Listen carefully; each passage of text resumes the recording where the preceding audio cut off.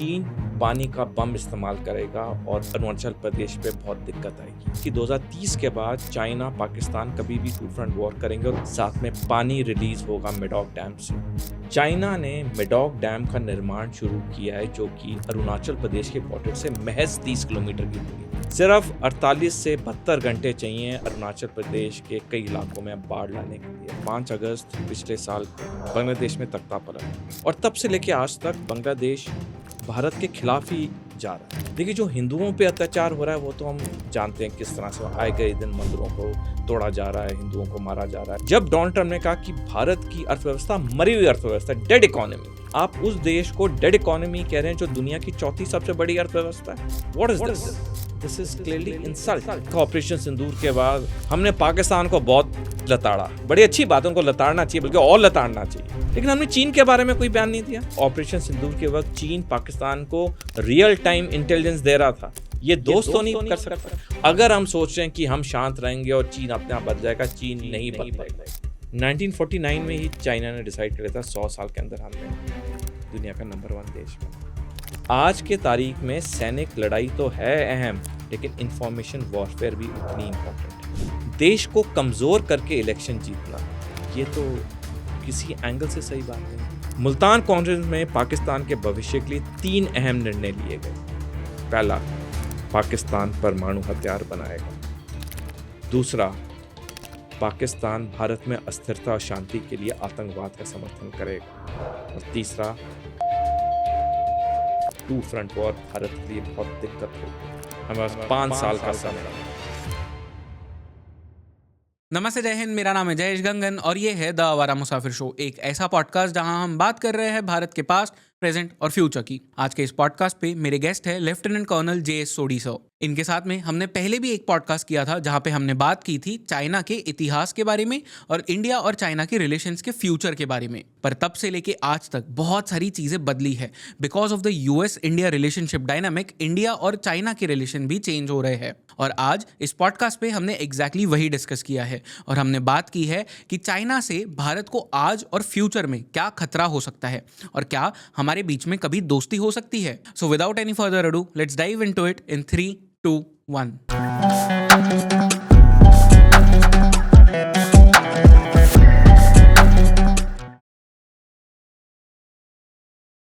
Lieutenant colonel JS Sodhi sir, आपका एक बार फिर से स्वागत है इस पॉडकास्ट पे। पिछली बार जहाँ पे हम मिले थे तो हमने बात की थी आपके किताब के बारे में एंड चाइना की थोड़ी हिस्ट्री को जाना था और साथ ही साथ फ्यूचर में क्या होने वाला है उसके बारे में जाना था। आपने कुछ प्रेडिक्शंस भी किए थे। ऑलमोस्ट 1 साल के आसपास हो गया उस पॉडकास्ट को रिकॉर्ड करके शायद। अब जो हम चीज़ें देख रहे हैं उसके बारे में बात करेंगे। But sir, firstly welcome on the show once again. जय हिंद जयेश जी, ये मेरा सौभाग्य है कि मैं फिर आपके चैनल पर हूँ और जो पिछला शो था वो बहुत अच्छा अप्रिशिएट हुआ, बहुत हिट हुआ, बहुत वायरल हुआ। मेरे कई कॉल्स आए, कमेंट्स तो आपने पढ़े होंगे। तो मैं दिल से मेरा शुक्रगुजार कि आपने मेरे को फिर मौका दिया अपने इतने बड़े पॉडकास्ट पे आने का। Yes sir. No sir, the honour is ours. हमेशा में हमने लास्ट टाइम भी बात की थी तो I told you the same thing कि इंडिया में चाइना रीडर्स बहुत कम है, चाइना ऑब्जर्वर्स बहुत कम है। तो every time I get to speak with you, it's an opportunity कि मैं वो क्यूरियोसिटी अपनी उसको थोड़ा और ज़्यादा बढ़ा सकूँ और बुझा भी सकूँ, क्योंकि बहुत सारे क्वेश्चंस है चाइना के रिगार्डिंग। एंड पिछले एटलीस्ट लाइक 4-5 महीनों से या 6 मंथ से लास्ट बहुत सारी चीज़ें हुई है, कुछ एक्सटर्नल फैक्टर्स की वजह से, कुछ हमारे रिलेशन जो डायरेक्टली चाइना के साथ है उनमें। सर, फर्स्टली जो ट्रंप के सेकेंड टर्म के बाद में हमने चीज़ें बदलती हुई देखी है with regards to India and US relationship, उसका इफेक्ट हमने चाइना पे भी देखा है। वहाँ पे हमने एक तरह से रीसेट देखा है। What is your reading of this whole thing? Jai ji, मैं थोड़ा पीछे जाऊंगा। जहाँ हमने पहला पॉडकास्ट किया था तब हमने मेरी बुक तब नई रिलीज़ हुई थी, लेकिन तब से लेके अब तक बुक रिलीज़ को तकरीबन 1 साल हो गया और हमारे पॉडकास्ट को 10-11 महीने हो गए। तब से बहुत कुछ बदल चुका है, क्योंकि जब मेरी बुक रिलीज़ हुई, जब मैंने लिखा, तब बांग्लादेश का फैक्टर नहीं हुआ था। लेकिन बुक रिलीज़ होने के बाद हमने देखा किस तरह 5 अगस्त पिछले साल को बांग्लादेश में तख्ता पलट हुआ और तब से लेके आज तक बांग्लादेश भारत के खिलाफ ही जा रहा है। देखिए, जो हिंदुओं पे अत्याचार हो रहा है वो तो हम जानते हैं किस तरह से आए गए दिन मंदिरों को तोड़ा जा रहा है, हिंदुओं को मारा जा रहा है, ये तो कैसे वीडियोस सब देख रहे हैं। लेकिन स्ट्रैटेजिकली भी बांग्लादेश भारत से दूर हो रहा है। तो जो मैंने पिछले पॉडकास्ट में एक प्रेडिक्शन किया था, जो मैंने बुक में लिखा कि 2035 में टू फ्रंट वॉर होगी, अब बहुत कुछ बदल चुका है पिछले 1 साल में, और मैं 2 मिनट उस पर खुलासा करना चाहूँगा, फिर मैं आपके स्पेसिफिक क्वेश्चन पे आऊँगा। एक जो बहुत बड़ी चीज़ हुई है, एक हुआ बांग्लादेश का 5 अगस्त का पिछले साल, और दूसरा इस साल 19 जुलाई को चाइना ने मेडॉक डैम का निर्माण शुरू किया है, जो कि अरुणाचल प्रदेश के बॉर्डर से महज 30 किलोमीटर की दूरी पे। राइट, ये ब्रह्मपुत्र रिवर पे जो है। राइट।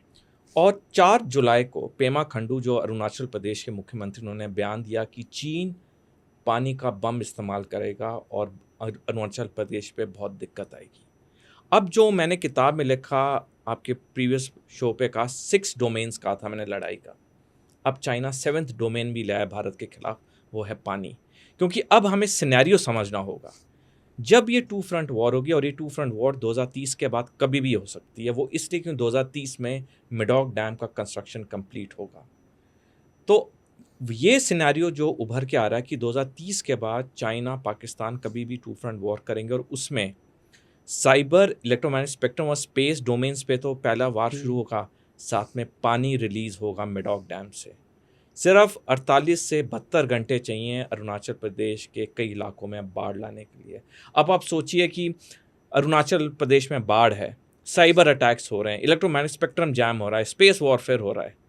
इसमें जो हमारे देश की सेना होगी, उसे पहली प्रायोरिटी क्या होगी? देश को बचाना, अरुणाचल प्रदेश में फ्लड रिलीफ करना। ये बहुत एक समस्या वाली बात है। अब जहाँ तक हम डोनाल्ड ट्रंप की बात पे हैं, देखिए डोनाल्ड ट्रंप क्यों भारत के बहुत खिलाफ है, इसमें कोई शक नहीं। जिस तरह से बयान आ रहे, कोई सगा दोस्त ऐसे बयान नहीं दे सकता। और मेरे को डोनाल्ड ट्रंप के एक बयान से बहुत ठेस पहुंची, जिस पर मैंने लेख भी लिखा है। जब डोनाल्ड ट्रंप ने कहा कि भारत की अर्थव्यवस्था मरी हुई अर्थव्यवस्था, डेड इकोनॉमी है। बाकी आप कुछ बोलें, आप उस देश को डेड इकोनॉमी कह रहे हैं जो दुनिया की 4थी सबसे बड़ी अर्थव्यवस्था है। What is this? This is clearly insult. Right. अब हमें समझना होगा डोनाल्ड ट्रंप ऐसे बयान क्यों दे रहे हैं, जब पता है कि भारत के साथ कितने अच्छे रिश्ते थे, व्यापार हो, सुरक्षा हो। अमेरिका भारत को बिल्कुल एक अच्छे दोस्त की तरह मानता था, क्योंकि कॉड का रिवाइवल कॉड का रिवाइवल, ये सब। क्योंकि इंडो पैसिफिक में अगर कोई चीन को चैलेंज करने की हिम्मत रखता है, वो भारत है। राइट। अमेरिका के साथ। लेकिन सब कुछ बदल गया। बदल इसलिए गया, ये मैं दर्शकों को जरूर बताना चाहूँगा। देखिए, डोनाल्ड ट्रंप जब चुनावी रैलियां कर रहे थे अमेरिकी राष्ट्रपति चुनाव से पहले, तब अमेरिका के जितने न्यूज़ चैनल थे, जितने थिंक टैंक थे, जितने दिग्गज लोग थे, सब ने कहा था डोनाल्ड ट्रंप ये चुनाव हारेंगे। जब पहली प्रेसिडेंशियल डिबेट हुई जो बाइडेन के साथ, तो जो बाइडेन को विड्रॉ करना पड़ा उनकी फिजिकल हालत, मेडिकल हालत की वजह से। तो डोनाल्ड ट्रंप की जो रेटिंग बढ़ गई। अब ये डेमोक्रेट्स लेके आए कमला हैरिस को एज दी रिप्लेसमेंट कैंडिडेट। जो कमला हैरिस और डोनाल्ड ट्रंप की पहली प्रेसिडेंशियल डिबेट हुई, अदरवाइज नंबर 2, क्योंकि अमेरिका में 3 प्रेसिडेंशियल डिबेट्स होती हैं। जो नंबर 2 और पहली डिबेट हुई कमला हैरिस के साथ, उसके बाद कमला हैरिस की रेटिंग्स बहुत बढ़ गई, और यहाँ तक बढ़ गई कि डोनाल्ड ट्रंप ने कहा कि मैं तीसरी प्रेसिडेंशियल डिबेट करूंगा ही नहीं। राइट। तब सबको क्लियर हो गया कि ये आदमी जीत नहीं सकता, ये आदमी दोबारा व्हाइट हाउस आएगा ही नहीं। लेकिन हुआ क्या? क्यों डोनाल्ड ट्रंप जीता, जबकि सब ने कह दिया था ये आदमी नहीं जीत सकता? डोनाल्ड ट्रंप की कुछ बातें एक अमेरिकी वोटर के जहन में बैठ गई। पहला था मेकिंग अमेरिका ग्रेट अगेन। दूसरा था कि अमेरिका किसी भी दुनिया के युद्ध में हिस्सा नहीं लेगा। अब ये जो मेकिंग अमेरिका ग्रेट अगेन, और तीसरा तो उनका मुद्दा था इमिग्रेशन वाला, इलीगल इमिग्रेंट्स। अब ये जो 3 मुद्दे थे, ये एवरेज अमेरिकन वोटर के जहन में बैठ गए, उनको ये बातें अच्छी लगी, और डोनाल्ड ट्रंप चुनाव जीते ही नहीं, भारी बहुमत के साथ जीते 5 नवंबर 2024 को। अब उसके बाद से लेके 20 जनवरी इस साल तक, जब उनका इनॉग्रेशन, जैसे अमेरिका में कहते हैं, हमारे यहाँ शपथ ग्रहण कहते हैं, 5 नवंबर से 20 जनवरी तक क्या हुआ, ये बहुत इंपॉर्टेंट, और यही चीज़ समझाएगी डोनाल्ड ट्रंप का रवैया ऐसा क्यों। ओके। 5 नवंबर से 20 जनवरी तक डोनाल्ड ट्रंप जो प्रेसिडेंट इलेक्ट थे इस समय, उन्हें ब्रीफिंग्स हुई, चाहे पेंटागन की हो, चाहे स्टेट डिपार्टमेंट की हो, सारी ब्रीफिंग हुई जो होती हैं, वो एक नॉर्मल सिस्टम है। जब ये ब्रीफिंग्स हुई, तब डोनाल्ड ट्रंप को एक बात समझ के आ गई कि चीन सैनिक शक्ति में अमेरिका से बहुत आगे है और चीन के साथ लड़ना अमेरिका के लिए ही दिक्कत होगी। तो उन्होंने क्या किया, उन्होंने ये डिसाइड कर लिया कि अमेरिका चीन के साथ भिड़ेगा ही नहीं, तुम अपने इलाके में रहो, हम अपने इलाके में रहेंगे। और उनका पहला कदम क्या हुआ, जब उनका शपथ ग्रहण था 20 जनवरी को या इनॉग्रेशन, उन्होंने चीन के राष्ट्रपति को आमंत्रित किया। ओके। पूरी दुनिया दंग रह गई कि चीन के राष्ट्रपति को आमंत्रित किया। चीन के राष्ट्रपति आए नहीं, लेकिन उन्होंने अपने वाइस प्रेसिडेंट को भेज दिया इनॉग्रेशन। वो पहला क्लियर पब्लिक साइन था कि डोनाल्ड ट्रंप चीन के साथ कोई मुठभेड़ नहीं करेंगे। और उसके बाद हमने देखा जब ये टेरर वॉर शुरू हुआ, हमें पता ही चलता था, सुबह उठते थे, क्योंकि अमेरिका और भारत में तकरीबन 12 घंटे का समय है, सुबह उठते थे, पता नहीं कितने टैरिफ थे, हमें समझ ही नहीं आई एक वक्त पे कितने टैरिफ लगे, दुनिया पूरी कंफ्यूज हो गई। चीन पे टैरिफ लगाए, लेकिन उन चीज़ों पे नहीं लगाए जिससे अमेरिका की अर्थव्यवस्था पे फर्क पड़े। इन शॉर्ट अगर मैं दर्शकों को बताना चाहूँ, अमेरिका ने एक अनरिटन सी एक ट्रीटी कर ली, अलिखित ट्रीटी सी कर ली चीन और रूस के साथ, तुम करो तुमने जो कुछ करना है। हमने देखा पिछले 3 साल से जब से रूस यूक्रेन युद्ध हुआ, अमेरिकी मीडिया, वेस्टर्न मीडिया किस तरह से राष्ट्रपति पुतिन के बारे में चीज़ें लिख रहा था, रूस का लिख रहा था। लेकिन जब इस साल 15 अगस्त को एंकरेज अलास्का में राष्ट्रपति पुतिन और राष्ट्रपति ट्रंप की मुलाकात हुई, तो ऐसे हुई जैसे बिछड़े हुए दोस्त मिले, कोई लगा ही नहीं कि इतनी कोई दुश्मनी थी। तो मैंने इस पे ना जय जी एक आर्टिकल भी लिखा है, कुछ हफ्ते पहले पब्लिश किया है G3 के ऊपर। एक इनफॉर्मल सा एक ग्रुपिंग बन गया है G3। दुनिया में 3 महाशक्तियाँ, रूस, अमेरिका, चीन, इनको G3 मैंने कहा। और ये G3 आपस में इन्होंने डिसाइड कर लिया कि तुम अपने अपने इलाके में रहो, हम अपने इलाके में, हमें एक दूसरे से कोई लेना देना नहीं है। आप देखिए इसी साल 20 अप्रैल को पीट हेग्सेथ, जो कि अमेरिका के सेक्रेटरी ऑफ वॉर हैं, जैसे पहले डिफेंस सेक्रेटरी डिफेंस था, जैसे वॉर कहते हैं, उन्होंने 12 अप्रैल को इस साल बयान दिया कि चीन की हाइपरसोनिक मिसाइल्स अमेरिका की 11 एयरक्राफ्ट कैरियर्स को महज 20 मिनट में बर्बाद कर सकती। ये उनका रक्षा मंत्री कह रहा है, अमेरिका का सेक्रेटरी ऑफ वॉर, ये उनका रक्षा मंत्री। और उसी दिन यही बयान के साथ में पीट हेग्सेथ ने कहा कि अमेरिका की जितनी वॉर गेम्स होती हैं जो बंद कमरे में सेनाएं करती हैं, डिस्कशंस करती हैं, पीट हेग्सेथ ने कहा जितनी अमेरिका की वॉर गेम्स होती हैं उसमें अमेरिका हारता है, चीन जीतता है। एक रक्षा मंत्री का ऐसे बयान आना बहुत बड़ा स्टेटमेंट है, बहुत बड़ा स्टेटमेंट है। और उसके बाद आप देखिए, जैसे मैंने पहले कहा कि अमेरिका ने चीन के साथ कोई दुश्मनी सी नहीं रखी। जैसे हमने डोनाल्ड ट्रंप के पहले कार्यकाल में देखा कैसे उन्होंने अमेरिका को, चीन को बोला था वुहान वायरस, ये वो पूरा हमने ड्रामा देखा। लेकिन इस बार कोई ऐसी दुश्मनी सामने नहीं, क्योंकि अमेरिका ने पहली बात रियलाइज़ कर लिया कि चीन सैनिक शक्ति में अमेरिका से बहुत आगे है, उसके साथ भिड़ने का कोई फ़ायदा नहीं है। तो ये जो इन्होंने इन्फॉर्मल सी ग्रुपिंग बना ली है G3, ये इन्होंने आपस में कर लिया। अब बात आती है डोनाल्ड ट्रंप भारत के खिलाफ क्यों है। तो चीन को हमेशा एक डर था। देखिए चीन का पहला सैनिक लक्ष्य तो है ताइवान, ये हम सारे जानते, जो मैंने बुक में डिस्कस किया और पहले शो में भी किया। चीन का पहला सैनिक लक्ष्य है ताइवान। जैसे हर पाकिस्तानी का सपना है जम्मू कश्मीर, वैसे हर चीनी नागरिक का सपना है ताइवान। लेकिन चीन को हमेशा ये डर था अगर वो ताइवान के लिए युद्ध करेगा तो भारत उसके पश्चिमी मोर्चे पे युद्ध ना खोल दे। चीन 2 फ्रंट वॉर नहीं लड़ सकता।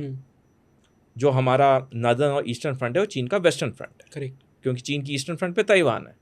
तो हमेशा चीन को डर था कि भारत ने अगर वेस्टर्न फ्रंट पे मोर्चा खोल दिया तो चीन के लिए बहुत दिक्कत हो जाएगी। और अमेरिका या डोनाल्ड ट्रंप ने चीन के इस दुविधा को साफ कर दिया। जब भारत के खिलाफ ऐसे स्टेटमेंट्स दिए तो ये क्लियर हो गया अब कि भारत के साथ अमेरिका नहीं खड़ा है। जब भारत के साथ अमेरिका नहीं खड़ा है तो भारत अकेले तो पश्चिमी मोर्चे पे जंग खोलेगा नहीं। तो यानी कि इसका क्या अर्थ हुआ कि अमेरिका ने चीन को ताइवान एक प्लेटर पे दे दिया, एक आराम से कर दिया कि भी तुमने जब भी ताइवान पे करना है हम बीच में नहीं आएंगे। क्योंकि ना अमेरिका आएगा यहाँ से, ना भारत चीन के पश्चिमी मोर्चे पे कुछ करेगा। बाकी बचे कौन से देश जो ताइवान की थोड़ी मदद के लिए आ सकते हैं? जापान, साउथ कोरिया, फिलीपीन, उनकी तो सेनाएं बहुत छोटी हैं। तो ये जो एक अनरिटन एक अंडरस्टैंडिंग हो गई है अमेरिका, रूस और चीन की, और ये जो डोनाल्ड ट्रंप का बार बार कड़वे बयान भारत की तरफ आ रहे हैं, ये जो मैंने अभी एक्सप्लेन किया, ये बेसिकली चीन को अश्योरेंस है अब अमेरिका भारत के साथ नहीं है, और जब अमेरिका भारत के साथ नहीं है तो चीन का पश्चिमी मोर्चा सिक्योर्ड है। वैसे ये जो हम रिलेशंस चेंज होते हुए देख रहे हैं अमेरिका के साथ में, ये हम उनके जो प्रेसिडेंट है डोनाल्ड ट्रंप, उनके साथ में अपने रिश्तों को बदलते हुए देख रहे हैं या उनके सिस्टम्स के साथ में देख रहे हैं? Because these are very two different things. Jai ji, आपका क्वेश्चन बहुत अच्छा है, लेकिन देखिए सिस्टम भी किससे बनता है? इंसानों से बनता है। जिस देश की सरकार होती है वैसे ही पॉलिसीज चलती हैं। तो आज अगर हम कहें कि अमेरिकी लोग भारत के साथ हैं लेकिन डोनाल्ड ट्रंप नहीं है, तो मैं शायद स्टेटमेंट से एग्री ना करूं, क्योंकि वही लोगों में से तो डोनाल्ड ट्रंप निकले और वो इतनी बहुमत के साथ डोनाल्ड ट्रंप जीते, यानी कि जो डोनाल्ड ट्रंप कर रहे हैं बहुमत उनके साथ अब भी है। ओपिनियन पोल जो वहाँ हुए हैं, कुछ ज़्यादा गिरावट तो आई नहीं है डोनाल्ड ट्रंप के लिए, ऐसा तो नहीं है बिल्कुल ही नेगेटिव हो गए, अभी भी मेजॉरिटी उनके साथ है। तो मेरे कहने का मतलब है कि अगर अमेरिकी लोग हमारे साथ हैं भी, उससे हमें कोई फ़र्क नहीं पड़ता कि उनका राष्ट्रपति हमारे साथ नहीं है। राइट। और जो वहाँ पॉलिसीज़ होंगी वो as per president of USA होंगी। आम आदमी चाहे भी तो वो कुछ नहीं करेगा। आप एक चीज़ देखिए, बड़ा एक अच्छा लेख शशि थरूर जी ने लिखा अभी कुछ दिन पहले, जो इंडियन डायस्पोरा है अमेरिका में, जब इतने कड़वे बयान डोनाल्ड ट्रंप से आ रहे थे, इंडियन डायस्पोरा का एक इंसान भारत के लिए नहीं बोला, जबकि जूइश डायस्पोरा जो है वो खुलेआम इजराइल की पक्ष में बोलता है अमेरिका में। हमारा डायस्पोरा क्यों नहीं बोला? जो लॉबिंग भी करनी होती है, I don't think Indian diaspora कर रहा है वो इंडिया के लिए। कुछ कर ही नहीं रहा है। तभी शशि थरूर का बड़ा अच्छा आर्टिकल है। तो इवन द मेरे को जो लगता है, जो एवरेज अमेरिकन नागरिक है वो भी आज हमारे साथ नहीं। जब हमारे अपने मूल देशवासी वहाँ जो बसे हैं वो हमारे साथ नहीं हैं, तो वो गोरा हमारे साथ क्यों होगा? सो जो पूरा सिस्टम है, जैसे मैंने बताया, ये आज की तारीख में हमारे साथ प्रो नहीं है। राइट। सर ऑल्सो यहाँ पे मुझे एक और चीज़ बताना, आज सुबह मैं एक और पॉडकास्ट रिकॉर्ड कर रहा था विद मिस्टर अशोक कांथा जी, तो उनको भी मैंने ये सेम चीज़ पूछी थी कि जब इंडिया और चाइना के बीच में कोई भी किसी भी तरह का डिप्लोमेसी होता है, कोई भी डायलॉग होता है, I have personally failed this कि हम क्वाइट डिप्लोमेसी की तरफ ज़्यादा अपना तवज्जो रखते हैं इंस्टेड ऑफ उनको कन्फ्रंट करने की जगह। फॉर एग्जाम्पल अभी वांगी इंडिया विजिट किया था उन्होंने, हमने कन्फर्म नहीं किया अबाउट कि किस तरह से चाइना ने पाकिस्तान को हेल्प किया while operation Sindoor was going on, या पहलगाम अटैक्स के लिए भी। ये चीज़ हम क्यों नहीं कन्फ्रंट करते उन्हें? हमें किस चीज़ का डर है, या क्या हमें रोकता है ये कन्फ्रंटेशन से?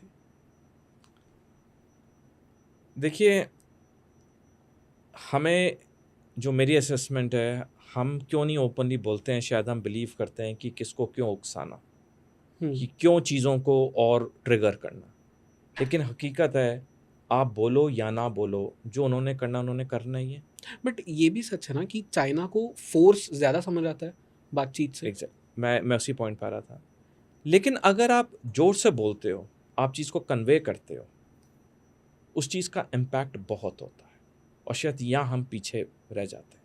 हमने देखा ऑपरेशन सिंदूर के बाद हमने पाकिस्तान को बहुत लताड़ा, बड़ी अच्छी बात है, उनको लताड़ना चाहिए, बल्कि और लताड़ना चाहिए, लेकिन हमने चीन के बारे में कोई बयान नहीं दिया। जबकि 4 जुलाई को इसी साल lieutenant general Rahul R Singh, जो कि इंडियन आर्मी के डिप्टी चीफ आर्मी स्टाफ है, उन्होंने साफ बयान दिया कि ऑपरेशन सिंदूर के वक्त चीन पाकिस्तान को रियल टाइम इंटेलिजेंस दे रहा था। ये दोस्त तो नहीं कर सकता। करेक्ट। लेकिन तब भी हमने चीन के बारे में कोई ऐसा स्टेटमेंट नहीं दिया। तो इससे क्या हो रहा है? इससे चीन का हौसला बढ़ रहा है। अगर हम सोच रहे हैं कि हम शांत रहेंगे और चीन अपने आप बदल जाएगा, चीन नहीं बदलेगा। अगर आप चीन और पाकिस्तान के नज़रिए से देखें, वो अपने एम में बिल्कुल क्लियर है। चीन को पहले चाहिए ताइवान, जो उसका पहला सैनिक लक्ष्य है, और उसके बाद उसको चाहिए अरुणाचल प्रदेश। पाकिस्तान को चाहिए जम्मू कश्मीर, और वो उसी की तरफ काम कर रहे हैं। हम चाहे बयान दें ना दें, वो उस तरफ काम करें। इसलिए बहुत ज़रूरी हो जाता है 3 चीज़ें करना। एक, हमारी इकोनॉमी की प्लानिंग को बहुत तेज़ करना, दूसरा रक्षा की तैयारी, और तीसरा जो आपने कहा, हर अंतर्राष्ट्रीय फोरम में, हर मीटिंग में हमें ये मुद्दा उठाना चाहिए। हमें ये मुद्दा उठाना चाहिए, क्योंकि जब तक हम अंतर्राष्ट्रीय स्तर पे ये मुद्दा नहीं उठाएंगे, अंतर्राष्ट्रीय स्तर पे वो मैसेज नहीं जाता है। और यहाँ पे मैं एक चीज़ और कहना चाहूँगा, जब ये ऑपरेशन सिंदूर हुआ और काफ़ी मीडिया रिपोर्ट्स आई और मैंने काफ़ी अध्ययन किया इंडियन आर्टिकल्स का, फॉरेन आर्टिकल्स का, मैंने देखा जो ये वेस्टर्न मीडिया थी उनके अधिकतर आर्टिकल प्रो पाकिस्तान थे, एंटी इंडिया थे। मैं बड़ा सरप्राइज था कि सैनिक विजय तो हमारी हुई, इसमें तो कोई शक नहीं, भारत की पूर्ण सैनिक विजय हुई ऑपरेशन, लेकिन वेस्टर्न मीडिया हमारे अगेंस्ट क्यों लिख रहा था? तो मैंने जब थोड़ा और रिसर्च किया तो मैंने देखा ये जितने अधिकतर आर्टिकल्स पब्लिश हुए वेस्टर्न मीडिया में वो पाकिस्तानी मूल के लोगों ने लिखे जो उनके वहाँ पे नौकरी करें, वहाँ पे बसे हुए हैं। और इन लीडिंग वेस्टर्न मीडिया पब्लिकेशन में मैंने कोई भारतीय मूल का कोई आर्टिकल देखा ही नहीं। The point that I am coming to JSG is, आज के तारीख में सैनिक लड़ाई तो है अहम, लेकिन इंफॉर्मेशन वॉरफेयर भी उतनी इम्पॉर्टेंट है। करेक्ट। और इंफॉर्मेशन वॉरफेयर क्या होती है? जब आप लेख लिखते हैं, जब आप इंटरनेशनल फोरम्स में आप अपने बात को उठाते हैं, जब आप बायलैटरल मीटिंग्स में आप मिलते हैं, वो पॉइंट को उठाते हैं, उसकी प्रेस रिलीज़ होती है, तो ये चीज़ हमें इम्प्रूव करनी होगी। हमारी जो इंफॉर्मेशन है, हमारी जो स्ट्रैटेजिक कम्युनिकेशन है वो कमज़ोर है, और इस पे भारत के भी कई सीनियर रिटायर्ड जनरल्स ने बहुत लेख लिखे हैं। We have to improve upon this, क्योंकि ये आज की तारीख में उतना ही इम्पोर्टेंट है जितनी सैनिक लड़ाइयाँ हैं। राइट। सो इनफैक्ट इसमें एक और चीज़ ऐड करूँगा, क्योंकि ये मैंने रिपोर्ट कुछ दिन पहले ही पढ़ी कि वर्ल्ड की जो सबसे बड़ी वायर सर्विस है, जहाँ से मेजरली पब्लिकेशन हाउसेस अपनी न्यूज़ पीसेस उठाते हैं, वायर करके, रॉयटर्स करके जो है, वहाँ से। एंड अब वहाँ पे रॉयटर्स के अंदर there was a very good report कि अगर आप देखो कि जितने पाकिस्तानी जर्नलिस्ट हैं उन्होंने पाकिस्तान के लिए कितने आर्टिकल्स लिखे in favour of Pakistan versus India के अगेंस्ट कितने लिखे। ऑफ कोर्स पाकिस्तान के लिए तो लिखेंगे क्योंकि वो पाकिस्तानी मूल के निवासी है, बट इंडिया के अगेंस्ट उन्होंने कई सारे आर्टिकल्स लिखे हैं। Whereas there are like barely 1 और 2 इंडियन जर्नलिस्ट जिन्होंने इंडिया के फेवर में लिखा है और पाकिस्तान के अगेंस्ट लिखा है। इनफैक्ट जो पाकिस्तानी जर्नलिस्ट इंडिया के अगेंस्ट लिख रहे थे उसमें को ऑथर्स इंडियन जर्नलिस्ट थे। सो ये इतना डीपली एंट्रेंस्ड एक प्रॉब्लम है कि, और शायद इसके पीछे हो सकता है चाइनीज डीप स्टेट का भी हाथ हो, क्योंकि वी ऑल नो कि यूएस की जितनी यूनिवर्सिटीज़ है वहाँ पे भी चाइना इन्फिल्ट्रेट कर चुका है, एकेडेमिया में इन्फिल्ट्रेट कर चुका है। China controls a lot of narratives across the globe right now. Jai ji, you will be surprised, Hollywood वहाँ पे चाइना का कितना इंट्रूजन हो गया है। पहले पिक्चरें हॉलीवुड से निकलती तो चाइना को अलग लाइट में दिखाती, अब हॉलीवुड से पिक्चर निकलती तो चाइना को अच्छा देश दिखाती हैं कि चाइना में खुशहाली है, कोई प्रॉब्लम नहीं है, क्योंकि चीन का पैसा है। ये कड़वी बात है, लेकिन हकीकत तो ये है कि पैसे का बोलबाला है। आपने रॉयटर्स का बिल्कुल सही कहा, और ये मैंने भी जो अभी थोड़ा समय पहले बोला, वहाँ के जो जर्नलिस्ट हैं वो पाकिस्तानी मूल के तो हैं ही हैं, लेकिन जो हमारे इक्के दुक्के हैं उन्होंने नहीं हमारे लिए लिखा। यही चीज़ शशि थरूर ने बोली अपने आर्टिकल में कि जो हमारे भारत मूल के लोग हैं अमेरिका में, उन्होंने हमारे लिए खड़े नहीं हुए। तो ये जो चीज़ है ना, ये चीज़ हमें टैकल करनी हो, क्योंकि इस चीज़ का हमें नुकसान तो हो रहा है, इसमें तो कोई शक नहीं। और इसलिए मैं जगह जगह पे कहता हूँ, यहाँ भी मैं कहना चाहूँगा, हमारे जितने युवा हैं जो जर्नलिज्म में कैरियर बनाना चाहते हैं, आप ज़रूर बनाइए जर्नलिज्म में कैरियर। आप ऑल्सो एक्सप्लोर करिए कि आप इंटरनेशनल पब्लिकेशन में जाके आप काम करें, क्योंकि वहाँ पे हम माने ना मारे, हम एंटी वेस्ट कुछ भी कह लें, लेकिन ये जो इस्टेब्लिश्ड वेस्टर्न न्यूज़ एजेंसीज़ हैं उनकी रीच बहुत ज़्यादा है। करेक्ट। अब आप स्पेन लीजिए, पोर्चुगल लीजिए, जहाँ पे स्पेनिश लैंग्वेज है, वहाँ पे इंफॉर्मेशन इनसे ली जाती है, जो जैसे जर्नलिज्म का सिस्टम होता है, और वो अपने लैंग्वेज में ट्रांसलेट करके नीचे लिख देते हैं, सोर्स रॉयटर्स या सोर्स ब्लूमबर्ग। तो ये दिस इज़ एक फ्रंट है जहाँ हमें बहुत काम करना होगा। करेक्ट। इनफैक्ट अगर आपको वायरस को मारना है तो आपको एंटीवायरस तो यूज़ करना पड़ेगा, तो you will have to be those antivirus bodies. बिल्कुल। सर एक और चीज़ है कि अगर हम ग्लोबल जियोपॉलिटिकल मैप देखें या फुटप्रिंट्स देखें तो बहुत कॉम्प्लेक्स चीज़ें हो रही है। Like for example there was a time जहाँ पे यूएस वाज कोटिंग इंडिया, क्योंकि उस टाइम पे US was against China, but अब आपने कहा कि G3 वाली जो आपने बात की कि वो एक चीज़ हो गई है। इसी के साथ साथ में पाकिस्तान अब यूएस का एक तरह से लैपटॉप ही बन गया है। अब ये चीज़ आप समझा सकते हैं क्या हो रहा है exactly, because Pakistan at one hand also plays with China, on the other hand also deals with America. ये हो क्या रहा है एग्जैक्टली? एक किताब है जिसका शीर्षक है नो एग्जिट फ्रॉम पाकिस्तान, जो डेनियल मार्के ने लिखी। ये बड़ी अच्छी किताब है और दर्शकों जब भी मौका मिले किताब ज़रूर पढ़ना। इस किताब में एक चीज़ साफ लिखी है कि पाकिस्तान के तीनों महाशक्तियों के साथ रिश्ते बहुत अच्छे, जो फैक्ट है, जैसे आपने कहा, चाहे अमेरिका हो, रूस हो, चीन हो, तीनों के साथ पाकिस्तान के रिश्ते अच्छे हैं। वो इसलिए क्योंकि पाकिस्तान की जो जियो स्ट्रैटेजिक लोकेशन है, जोग्राफी है, वो ऐसी है कि तीनों महाशक्तियों को उसकी ज़रूरत है। हम्म, अमेरिका दिल से पाकिस्तान को ना चाहते हुए भी पाकिस्तान को इग्नोर नहीं कर सकता है। वो जानते हैं अंदर से, जिस किताब में भी बहुत अच्छी तरह एक्सप्लेन किया है, अमेरिका की जो प्रशासन है, चाहे डेमोक्रेट रिपब्लिकन हो, सारे जानते हैं कि पाकिस्तान आतंकवादियों को समर्थन करता है।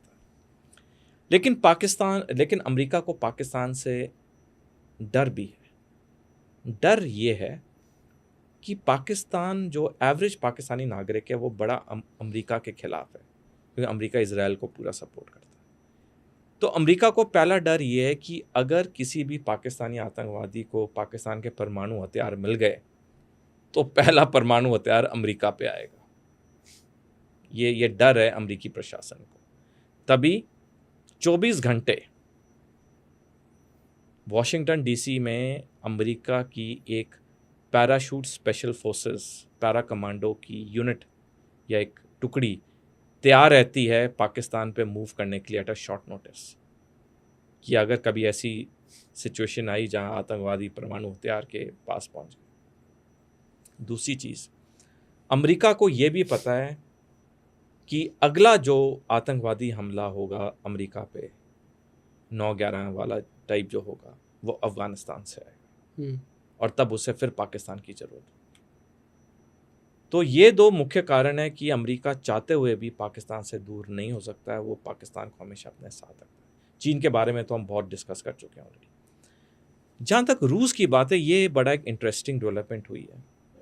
जय जी, क्या हुआ कि जब 21 दिसंबर 2011 को अमेरिकी राष्ट्रपति बैरक ओबामा ने पिवट टू एशिया या ईस्ट एशिया स्ट्रैटेजी का ऐलान किया, उसके तहत मध्य पूर्व मिडल ईस्ट में अधिकतर जो अमेरिकी सैनिक थे उनको मूव करके इंडो पैसिफिक में मूव किया, चीन के विस्तारवाद को रोकने के लिए।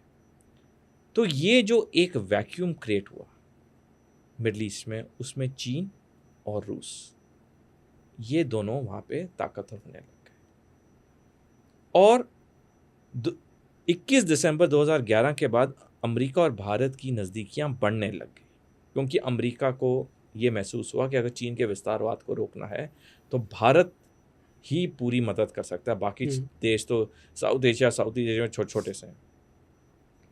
और 21 दिसंबर 2011 से लेके इस साल 20 जनवरी तक, जब से डोनाल्ड ट्रंप नहीं आए, इन 14 सालों में हमने देखा कि भारत और अमेरिका ने कितनी अहम रक्षा डील्स की, चाहे लेमुआ, कॉमकासा, आईसेट, ये सब हुई। लेकिन सब बदल गया डोनाल्ड ट्रंप के दूसरे कार्यकाल में, जो मैंने पहले एक्सप्लेन किया। तो ये जो भारत और अमेरिका की नज़दीकियां बढ़ रही थी 2011 से लेकर 2025 के जनवरी तक, इससे रूस बड़ा अपसेट हो रहा था। और इसकी कारण है कि रूस पाकिस्तान के करीब जाता गया। तो ये जो 14 सालों में भारत और अमेरिका की दोस्तियां गहराई, रूस हमसे आस्ता आस्ता दूर होने लग गया। हमने देखा सिंदूर के वक्त रूस का जो बयान आया, बड़ा एक नॉर्मल सा बयान था, जो कि नॉर्मल टाइम में बड़ा कड़वा बयान आता पाकिस्तान के खिलाफ, लेकिन इस बारी बड़ा नॉर्मल सा बयान आया। तो आज की तारीख में पाकिस्तान तीनों महाशक्तियों के साथ अच्छे रिश्ते पे, और उसका मुख्य कारण है, एक उसकी ज्योग्राफी या जियोस्ट्रैटेजिक लोकेशन, दूसरा जो मैंने आपको बताया कि डर की परमाणु हथियार अमेरिका पे ना जाएं क्योंकि पाकिस्तानी आवाम अमेरिका के खिलाफ है, और तीसरा ऑब्वियसली जो अफगानिस्तान वाला हो सकता है, वहाँ से दूसरा अटैक आए, जैसे 9/11 वाला। तो ये कारण है पाकिस्तान के तीनों महाशक्तियों से अच्छे रिश्ते के। और जब डोनाल्ड ट्रंप आए तो उसके बाद तो वो तो बेसिकली वो अपने पर्सनल लाइफ में व्यापारी थे, उनको तो पता है कि व्यापार कैसे करना है। तो उन्होंने पाकिस्तान के साथ वो बिटकॉइन वाली डील कर ली, क्रिप्टो करेंसी वाली कर ली, अभी ये रेयर अर्थ वाली कर ली। जब पाकिस्तान के पास रेयर अर्थ हो ना हो, लेकिन डील होगी, इसका मतलब कुछ तो है। देखिए, हम डोनाल्ड ट्रंप का मजाक उड़ा लें, लेकिन we have to grant something to him. इतना अमीर बनना, अमेरिका का राष्ट्रपति 2 बारी बनना, जब दूसरी बार सबने होप छोड़ दी थी, आदमी में कुछ तो है। तो मतलब कहने का मतलब है कि पाकिस्तान के पास कुछ रेयर अर्थ तो है, ऐसा तो नहीं है कि जो हम में से कुछ कह रहे हैं वहाँ कुछ भी नहीं है। तो डोनाल्ड ट्रम्प बेवकूफ़ थोड़ी ना कि इतने $50 बिलियन की डील कर गया जब वहाँ कुछ भी नहीं है। तो मेरे कहने का मतलब है ये जो पूरा जो सिस्टम अब हो रहा है, जो हम देख रहे हैं, पूरी जियोपॉलिटिक्स उथल पुथल हो गई है। जो सिखाई जाती थी, पढ़ाई जाती थी, पूरा चेंज हो गया है। क्योंकि आज के ज़माने में कोई किसका मित्र बचा ही नहीं। और यहाँ मैं एक टिप्पणी करना चाहूँगा, 471 BC में थुसाइडस, जो कि ग्रीस के एक प्रसिद्ध फिलोसोफर थे, उन्होंने 471 BC में बयान दिया था, जो आज भी उसी तरह सही और सटीक है। जो शक्तिशाली होता है वो वही करता है जो वो चाहता है, जो कमज़ोर होता है वो सिर्फ देखता है। आज जिसके पास पावर है वो उसका इस्तेमाल कर रहा है। हमस ने इजराइल पे हमला करना था 7 अक्टूबर 2023 कर दिया उसने। रूस ने यूक्रेन पे युद्ध करना था, कर दिया। इजराइल ने ईरान पे हमला करना था, कर दिया। यानी कहने का मतलब है जिसके पास पावर है वो इस्तेमाल कर रहा है। इस वक्त ना कोई संधि, ना कोई ट्रीटी, ना कोई अलायंस, कोई ज़्यादा मायना नहीं है। जिसके पास ताकत है वो इस्तेमाल कर रहा है, और इसका पूरा फ़ायदा डोनाल्ड ट्रंप उठा रहा है। सर, इस पर्टिकुलर जो चीज़ आपने कही, इसकी वजह से एक और चीज़ पूछना चाहूँगा। आपको लगता है कि हम एक थर्ड न्यूक्लियर एज में एंटर कर रहे हैं, जहाँ पे न्यूक्लियर रेस फिर से शुरू हो जाएगी हर देश के बीच में?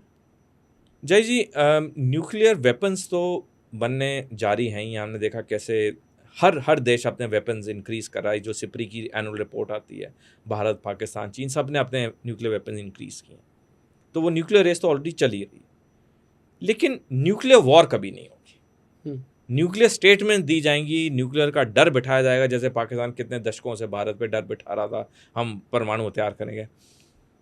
कोई देश परमाणु हथियार आज के ज़माने में नहीं इस्तेमाल करेगा, और ये मैं कन्विक्शन के साथ कह रहा हूँ। मेरा कन्विक्शन इसलिए है क्योंकि देखिए, जो आखिरी और एक ही बारी परमाणु हथियार हुआ 1945 में, हिरोशिमा नागासाकी भी अमेरिका ने किया। वो वहाँ किया, जापान एक द्वीप है, वो द्वीप पे किया, उसके इफेक्ट्स उस द्वीप के अंदर ही रह गए। और तब अमेरिका इकलौता देश था जिसके पास परमाणु हथियार थे। आज की तारीख में 9 देश हैं ऑफिशियल परमाणु हथियार हैं। 3-4 हैं जिनके पास हैं, वो बता नहीं रहे। इजराइल हो गया, उत्तर कोरिया हो गया, सारे हम जानते हैं। ईरान के पास भी है, कुछ ना कुछ तो है ही है, लेकिन ये बता नहीं रहे। अब अगर रूस ने यूक्रेन पे परमाणु हथियार इस्तेमाल करना होता, कब का कर दिया होता।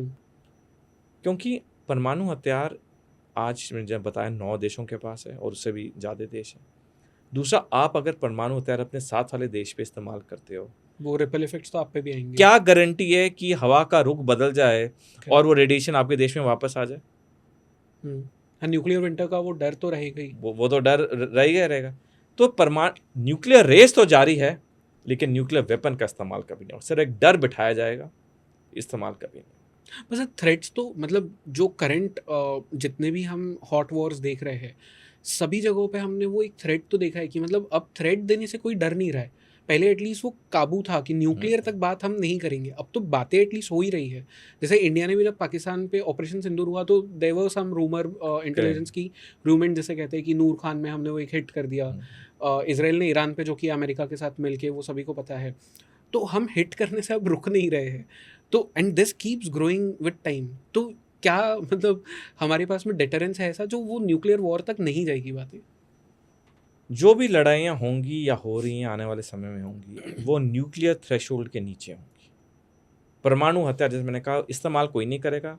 वो बयान देते रहेंगे, डर बिठाते रहेंगे। जो वो शोले पिक्चर का फेमस डायलॉग है ना, गब्बर सिंह का, जो डर गया सो मर गया, वो वाली कहानी है।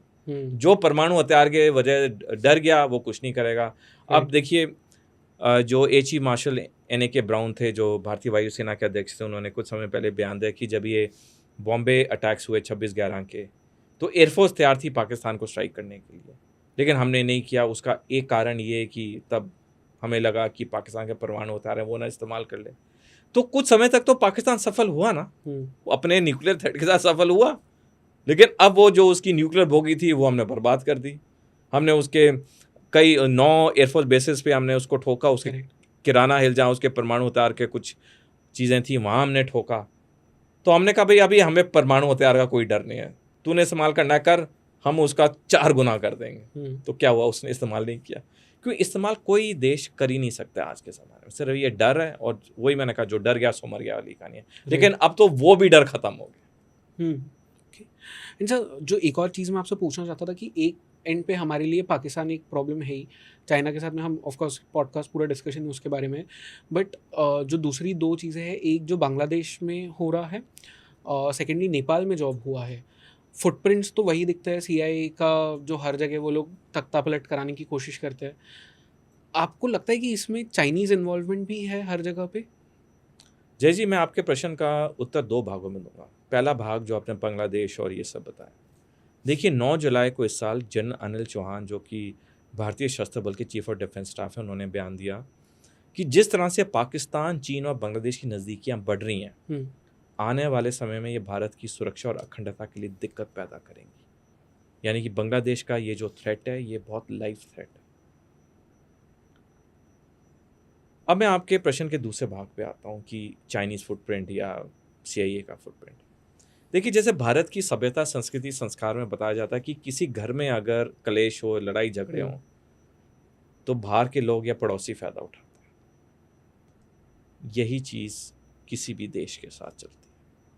अगर किसी देश के अंदर अंदरूनी अनरेस्ट है, तो बाहर वाले फ़ायदा उठाएंगे ही उठाएंगे। राइट। बांग्लादेश में क्या हुआ, वो रिजर्वेशन टू फ्रीडम फाइटर्स वाले केस पे हुआ, जो कि बाद में जब उन्होंने डिसाइड किया कि हम नहीं लागू करेंगे, तब तक बहुत देरी हो गई थी। नेपाल में क्या हुआ, नेपाल में जिस तरह से नेपाल के मंत्री, जो पहले मंत्रिमंडल के मंत्री के बच्चे थे, वो रिच चीज़ें इस्तेमाल करते थे, ट्विटर पे पूरा नेपो किड्स करके एक हैशटैग चल रहा था, और जैसे ही उन्होंने वहाँ पे सोशल मीडिया बैन की, वो जो गुस्सा था वो सड़कों पे आ गया। और बाद में उन्होंने, जो उनके ओली थे प्रधानमंत्री, ने कहा नहीं नहीं मैं सोशल मीडिया बैन नहीं करूँगा, तब तो देरी हो गई थी। करेक्ट। तो इन चीज़ों से जो सबक को सीख मिलती है कि अगर जनता में आक्रोश हो, उस आक्रोश को समझना और उसका समाधान करना बहुत ज़रूरी है। जैसे घर के मुखिया में हो और आपके घर के अंदर लड़ाई झगड़े हो रहे हैं, या 2 बच्चों की भी नहीं बन रही, ये आपकी ड्यूटी है घर के मुद्दों को सॉल्व करना। आप ये नहीं कह सकते कि वो गलत है, वो गलत है, मैं इसके साथ हूँ। यही हुआ बांग्लादेश में, यही हुआ नेपाल में।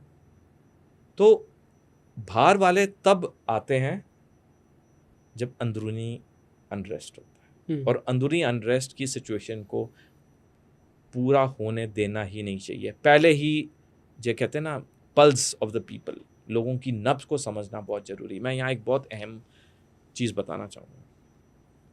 1947 में ऑंग सैन, जो कि म्यांमार तब बर्मा कहलाता था, उसके बहुत बड़े एक राजनेता थे, और जिनकी बेटी ऑंग सैन ची हम जानते हैं। तो ऑंग सैन ने 1947 में बयान दिया कि अगर बर्मा की यूनिटी इन डाइवर्सिटी, यानी बर्मा की अखंडता में एकता के साथ खिलवाड़ हुआ, बर्मा ऐसा डूबेगा कभी उभर नहीं पाएगा। ये 1947 में ऑंग सैन ने बयान दिया। 1948 को बर्मा को आज़ादी मिली। 1962 में मिलिट्री जुंता ने वहाँ पे पहली बार सत्ता संभाली, और उन्होंने वही किया जिसकी चेतावनी ऑंग सैन ने दी थी। बर्मा की सेना ने यूनिटी इन डाइवर्सिटी, अखंडता में एकता के साथ खिलवाड़ करना शुरू किया, और वो इस कदर पहुंचा कि आज की तारीख में बर्मा में गृह युद्ध या सिविल वॉर है। और पिछले साल 5 नवंबर को बर्मा, या अब म्यांमार कहते हैं, म्यांमार के राष्ट्रपति ने बयान दिया कि जिस तरह से बर्मा में गृह युद्ध चल रहा है, बर्मा छोटे देशों में टूट जाएगा। और बर्मा में या म्यांमार में अब 90% बौद्ध धर्म के लोग हैं, और बौद्ध धर्म दुनिया का इस शांतिप्रिय धर्मों में से माना जाता है। लेकिन देखिए क्या हालत है उस देश की। तो जो मैं पॉइंट कहा मैंने नेपाल या बांग्लादेश के बारे में, बाहर की एजेंसियां तब आती हैं जब अंदरूनी अनरेस्ट हो, और अंदरूनी अनरेस्ट को उस लेवल पे पहुंचने ही नहीं देना चाहिए जहाँ पे बाहर की ताकतें अंदर आए, क्योंकि जब बाहर की ताकतें आती है तो बड़ा सैलाब बन जाता है। तो मैं ये कहूँगा कि ये फेलियर है उन देशों का जो अपने लोगों के पल्स को समझ नहीं पाए, लोगों की जो आशाएं थी उसको समझ नहीं पाए, और जब उन्होंने समझा बहुत देरी हो चुकी थी। राइट। तो ये बहुत बड़ी सबक और सीख है दुनिया के हर देश के लिए। आई थिंक इंडिया के लिए भी उसमें लेसन्स तो है, बहुत बहुत क्योंकि important lesson। डाइवर्सिटी हमारे देश में भी है। बहुत। मैं तो कई टीवी शोज में कहता हूँ, मैंने अपनी बुक में भी लिखा है, हर राजनीतिक पार्टी के लिए चुनाव जीतना प्राथमिकता है। कोई खराब बात नहीं, हम सारे सफल होना चाहते हैं, आप में सारे सफल होना चाहते हैं, कोई खराब बात नहीं, इलेक्शन जीतना कोई खराब बात। लेकिन देश को कमजोर करके इलेक्शन जीतना, ये तो किसी एंगल से सही बात नहीं है। और मैं 1947 से अगर हम देखें, इतिहास पढ़ें, और मैं अगर 1970-80 के दशक में जब बचा तब मैं देखूं, डिवाइड एंड रूल तब भी चलता था। अब हमें लगता है अब ज़्यादा है, अब ज़्यादा नहीं है, पहले भी ज़्यादा था। फ़र्क ये कि अब सोशल मीडिया और 24/7 केबल टीवी चैनल्स आ गए, था तो पहले भी। करेक्ट। पॉलिटिकल पार्टी ने पहले भी लोगों को डिवाइड किया, कभी अपीजमेंट, कभी ये कभी वो। क्यों? मैं तो ये कहता हूँ कि ऐसी चीज़ें क्यों हों? भारत का नागरिक है, वो बिल्कुल बराबर है, आप वही करिए जो संविधान में लिखा है, जो भारतीय कानूनों में लिखा है, कहानी खत्म हो गई। लेकिन ये जो हमारी political parties divide and rule करती आई हैं 1947 से लेकर आज तक, हमारे फॉल्ट लाइंस बढ़ते चले गए, और यही फॉल्ट लाइंस को भारी ताकतें इस्तेमाल करेंगी।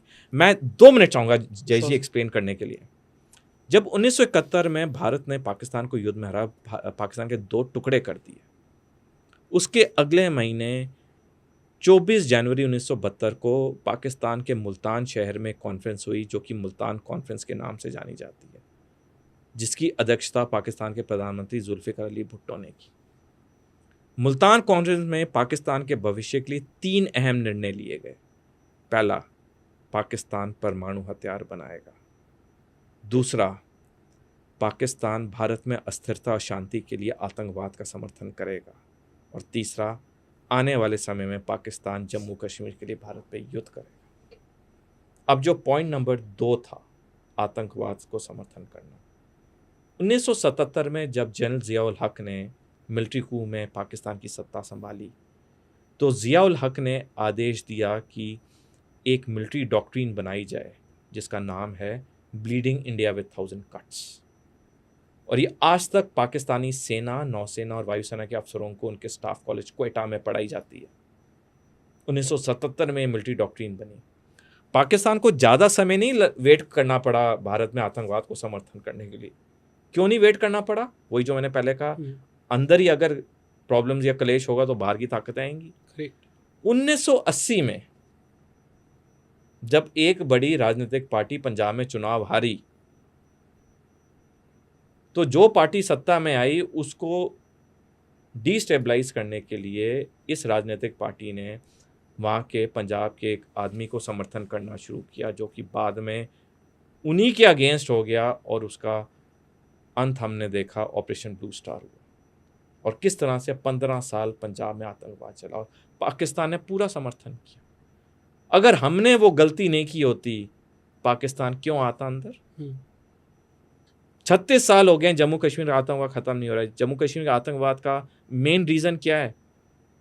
जो वहाँ पे इलेक्शन रिग हुए थे 88-89 के, कुक्का पारे और ये सब जो आतंकवादी बने, ये सारे जम्मू कश्मीर इलेक्शन के लिए खड़े हुए थे, ये जीत रहे थे, इनको हरवाया गया, ये पाकिस्तान चले गए। और आप देखिए तब से 36 साल हो गए, आतंकवाद खत्म होने का नाम ही नहीं ले रहा। तो बात वहीं आ जाती जयेश जी की हमारी अगर अंदर की स्थिरता होगी, शांति होगी, बाहर की ताकतें नहीं आ सकती हैं। और ये भी मैं कहना चाहूँगा कि देखिए, डेमोक्रेसी में कुछ लोग हमेशा गुस्सा रहते हैं, नाखुश रहते हैं। हमें उन कुछ लोगों से कोई चिंता नहीं, क्योंकि जो भी पार्टी सत्ता में आएगी वो उनके खिलाफ ही रहेंगे। लेकिन जो एक फीलिंग ऑफ इनजस्टिस आती है, जब उसको भारी ताकतें बढ़ावा देती हैं, वो फिर सैलाब। डिसएग्रीमेंट करने का मतलब ये नहीं कि मैं या कोई भी एंटी नेशनल है या ट्रेटर है। जब हम ऐसे शब्द अपने देश के नागरिकों पे इस्तेमाल करते हैं ना, वो फॉल्ट लाइंस गहरी हो जाती हैं। आप और मैं 1000 मुद्दों पे नहीं एग्री करेंगे, और क्यों हम करें हर चीज़ पे? आप अलग इंसान हैं, मैं अलग इंसान हूँ।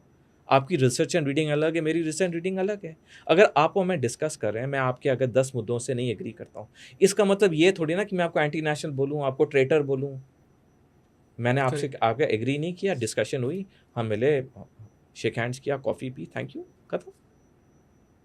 बट ये जो चीज़ें होती हैं ना, ये चुभन करना शुरू कर देती, और इसके बाद क्या होता है, आस्ता आस्ता सैलाब आता है। तो बहुत ज़रूरी है कि अगर कोई भी ऐसी कोई गतिविधि हो जहाँ पे लोगों को लगे आक्रोश हो रहा हो, वहाँ पे लोगों के साथ बैठिए।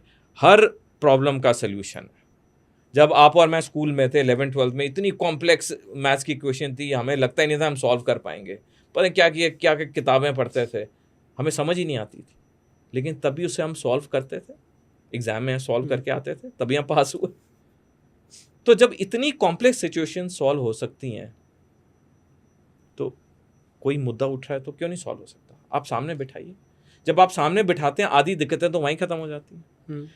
जय जी, मैं दशमों बता रहा हूँ, जब मैं सेना में था तो मेरे एक सीनियर थे, तो उन्होंने मेरे को एक चीज़ बोली, कहते जब भी आपके ऑफिस में कोई आए ना, जितना भी गुस्सा हो, जितना भी दुखियारा हो, या जितना भी खुश हो, पहले उसको कुर्सी पे बैठाओ। कहते जैसे वो कुर्सी बिठाओगे ना, उसकी आधी दिक्कतें वहीं खत्म हो जाएंगी। कुर्सी बिठा के उसको एक्सप्लेन करो कि क्या मदद कर सकते हो या नहीं कर सकते, और अगर आप उसको लॉजिकल रीजनिंग दोगे, ऑलमोस्ट इन ऑल केसेस वो कन्विंस होके चला जाएगा। लेकिन अगर आप उसको लठ मारो, उसको बोलो तू तो एंटी नेशनल है, तू तो मेरी यूनिट के खिलाफ है, तू ये वो है, तो उसके अंदर वो आक्रोश बढ़ता रहता है। तो ये जो हुआ नेपाल में, जो हुआ भूटान में, म्यांमार, पाकिस्तान का तो हम जानते ही हैं क्या बुरा हाल, श्रीलंका किस तरह से हुआ। बल्कि अभी मैंने लास्ट वीक ही एक आर्टिकल लिखा है, जिसे मैंने मेरा आर्टिकल का शीर्षक है as South Asia slips India stand strong. जहाँ साउथ एशिया के देश डूब रहे हैं, वहाँ भारत खड़ा है ताकत। क्यों? मैंने उसमें 3 कारण दिए, मैं 2 मिनट चाहूँगा। भारत पूरे साउथ एशिया में स्ट्रॉन्ग क्यों खड़ा है? इसके 3 मुख्य कारण हैं। पहला, हमारा कॉन्स्टिट्यूशन। जब से हमारा कॉन्स्टिट्यूशन लागू हुआ 1950 लेकर आज तक एक ही कॉन्स्टिट्यूशन है। पाकिस्तान में 3 कॉन्स्टिट्यूशन बदल गए, श्रीलंका में 3, नेपाल में 7 और अफगानिस्तान में 8। भारत में एक ही कॉन्स्टिट्यूशन, जो कि सारे लोगों को एक लेवल पे रखता है, वो चेंज नहीं हुआ। दूसरा, भारत की इंडिपेंडेंट जुडिशरी। जब भी कोई बड़ी दिक्कत आई है भारत के ऊपर, जुडिशरी ने वहाँ पे कॉन्स्टिट्यूशन और कानूनों के दायरे में जजमेंट्स दिए।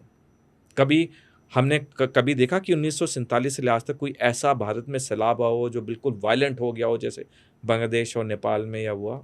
कभी नहीं। जुडिशरी। और जो लोग कहते हैं कि जुडिशरी में जी 51 करोड़ केस पेंडिंग है,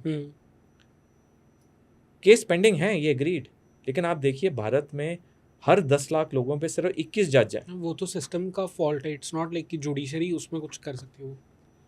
अमेरिका में, मैंने आर्टिकल में कोई फिगर्स याद नहीं, अमेरिका में 200 कुछ जजेस हैं हर 10 लाख लोगों पे। यूनाइटेड किंगडम में 250 के करीब जजेस हैं। पुलिस, भारत में पुलिस 10 लाख लोगों में सिर्फ 158 है। करेक्ट।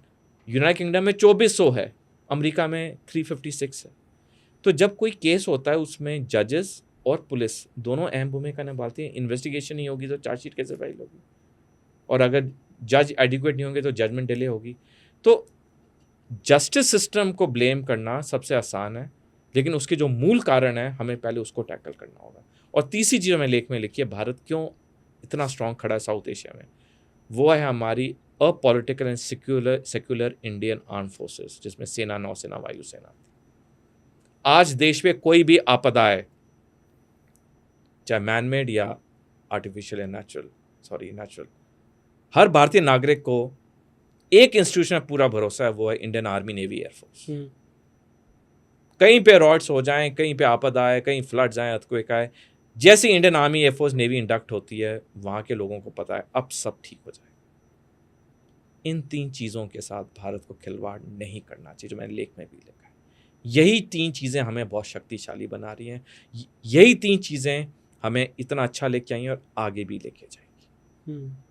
तो ये, टू सम इट अप, बाहर की ताकतें आती हैं जब अंदरूनी दिक्कत हो। अंदरूनी दिक्कत नहीं होगी, बाहर की ताकतें आ ही नहीं सकती। राइट। बट सर इसी पॉइंट पे I would love to know कि आपका ओपिनियन ऑफ लद्दाख क्या है, क्योंकि वहाँ पे सिचुएशंस इस वक्त थोड़ी प्रॉब्लमेटिक है, एंड सोनम वांगचुक को भी जो अरेस्ट किया है। जय जी, ये बड़ा पॉलिटिकल क्वेश्चन है, लेकिन हमारा डिस्कशन जियो पॉलिटिकल, लेकिन still because I but answer do you think, I am asking क्योंकि आई आपने इंटरनल या प्रॉब्लम्स की बात की। सी आई फर्मली बिलीव लद्दाख मामले को दूसरे तरीके से बात किया जा सकता था। देखिए, जब ऑलरेडी पॉलिटिकल पार्टी ने वहाँ 6 शेड्यूल का प्रॉमिस किया, जो भी वहाँ काउंसिल के इलेक्शन से पहले प्रॉमिस किया, तो जब जीत गए तो फिर उस प्रॉमिस को पूरा करो, या प्रॉमिस करो ही मत। मैंने अगर आपको टाइम दिया कि मैं 2 बजे आऊँगा शो के लिए, और मैं आता नहीं हूँ, तो मैं अपनी बातों पे वापस गया, क्योंकि पूरा एफर्ट लगता है एक शो के रिकॉर्डिंग के लिए। सिमिलरली, आपने अगर किसको प्रॉमिस किया 6 शेड्यूल, पहली बात तो प्रॉमिस ही नहीं करना था, कहानी वहीं खत्म होती। हमने तो प्रॉमिस ही नहीं किया, लेकिन प्रॉमिस किया और उसके बाद फिर वापस जा रहे हैं।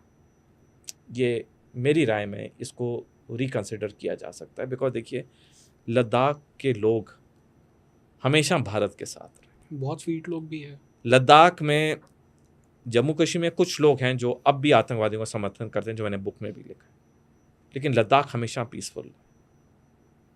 लद्दाख कभी भी आपको एक केस नहीं मिला कि किसी लद्दाख के रेजिडेंट ने कभी कोई ऐसी हरकत की हो कि दूसरे पड़ोसी देशों के साथ मिला हो, ऐसा कभी नहीं हुआ। तो मेरे को लगता है लद्दाख वाला case could have been handled better, एक अलग रास्ते में, और उनके नेताओं के साथ बात करके चीज़ सॉल्व हो सकती थी। राइट। बट मेरे को लगता है थोड़ा नहीं, इसे कॉम्प्लिकेट कर दिया। Okay. So just pray, because it is very important to us, borders union Correct, territory borders है, है। it is very important कि वहाँ पे शांति दोबारा आनी चाहिए, और लोगों से बैठ के जो भी बातचीत करनी है करें। राइट। ऑल्सो सर, जब हमने देखा कि यूएस के साथ में अब हमारे जो रिलेशंस हैं वो थोड़े स्टर्डी नहीं हैं अब, उसी के तुरंत बाद टैरिफ्स जब लगाए 50% तक चले गए, उसके तुरंत बाद में एससीओ समिट था। वहाँ से एक बहुत फेमस वो तस्वीर आई थी जहाँ पे प्राइम मिनिस्टर नरेंद्र मोदी थे, रशिया से पुतिन थे, एंड चाइना से ऑफ कोर्स शी जिनपिंग थे। एंड वो फोटो का इम्पैक्ट आपको क्या लगता है क्या रहा है, क्योंकि उसके बाद में डोनाल्ड ट्रंप ने भी अपनी लैंग्वेज थोड़ी बहुत तो बदली थी, एटलीस्ट जो ट्वीट्स उसके आ रहे थे उसमें लैंग्वेज चेंज होते हुए दिखी थी। आई एग्री जय जी कि डोनाल्ड ट्रंप की लैंग्वेज थोड़ा चेंज आया है, लेकिन ओवरऑल कोई चेंज नहीं है। क्योंकि इस एससीओ समिट जो आपने अभी किया, इसमें एक जो सबसे मुख्य बात निकल के आई, चीन ने कहा कि 10 साल में 2035 का उन्होंने डेवलपमेंट प्लान दिया है, 2035 तक दुनिया में एक नया मल्टीपोलर वर्ल्ड ऑर्डर होगा। इसके मायने बहुत गहरे हैं। इसके मायने गहरे इसलिए हैं क्योंकि चीन ने बोल दिया दुनिया को कि 2035 में दुनिया की जो बड़ी शक्तियां हैं, जो ताकत है, या जो जियोपॉलिटिकल सिचुएशन है, पूरी बदल जाएगी। क्यों बदलेगी? क्योंकि अगले 10 सालों में चीन 2 बड़े युद्ध करेगा, ताइवान के लिए, अरुणाचल प्रदेश के लिए। और अगर चीन ये दोनों युद्ध जीत गया, चीन की स्टैंडिंग 10 साल में अमेरिका से भी ऊपर हो जाएगी।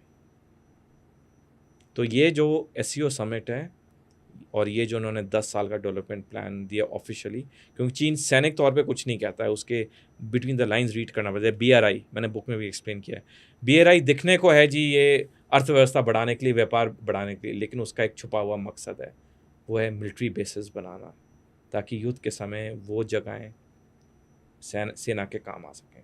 तो पहली बात तो ये एससीओ समिट से चीन ने क्लियर कर दिया कि 10 साल में वो सब कुछ बदल देगा। और जब मैंने बताया 10 साल में 2 बड़े युद्ध होने, ताइवान के लिए, अरुणाचल प्रदेश के लिए, 2 फ्रंट वॉर जो हम बात करते हैं। दूसरा जो बहुत इंपॉर्टेंट डेवलपमेंट हुई है अभी कुछ दिन पहले की है, कि एक draft national defence security strategy पीट हेग्सेथ को पुटअप हुई है, जिसमें पहली बार ये लिखा गया है कि अमेरिका की जो मेन थ्रेट है या सबसे बड़ी चुनौती है, वो उनकी होमलैंड सिक्योरिटी है।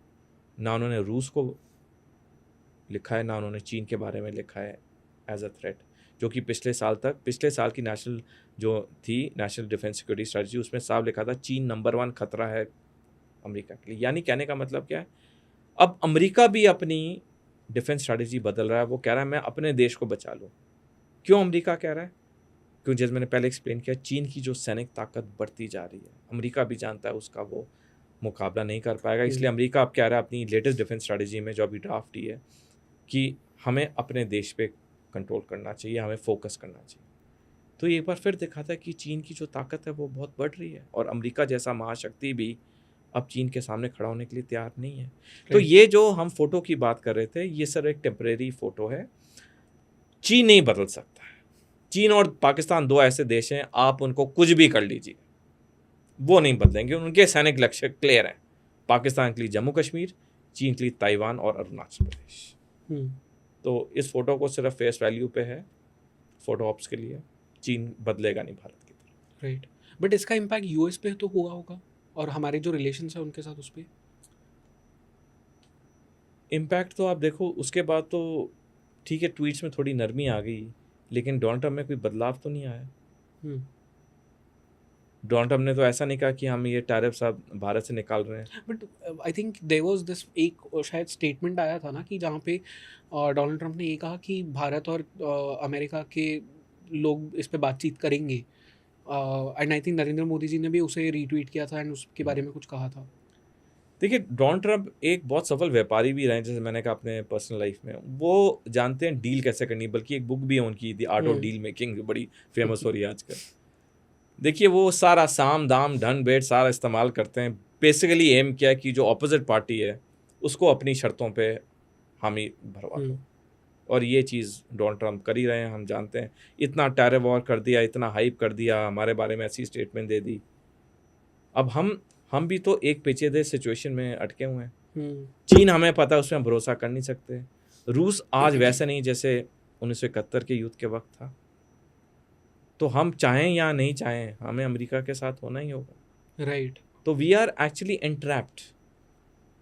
जो मैंने बुक में भी लिखा है कि देखिए हमें अपनी मैन्युफैक्चरिंग इंडस्ट्री को बढ़ाना होगा, और अपनी मैन्युफैक्चरिंग इंडस्ट्री के लिए हमें डॉक्टरेट इन स्टेम चाहिए, science technology engineering mathematics PhD चाहिए, हमारे देश में है ही नहीं।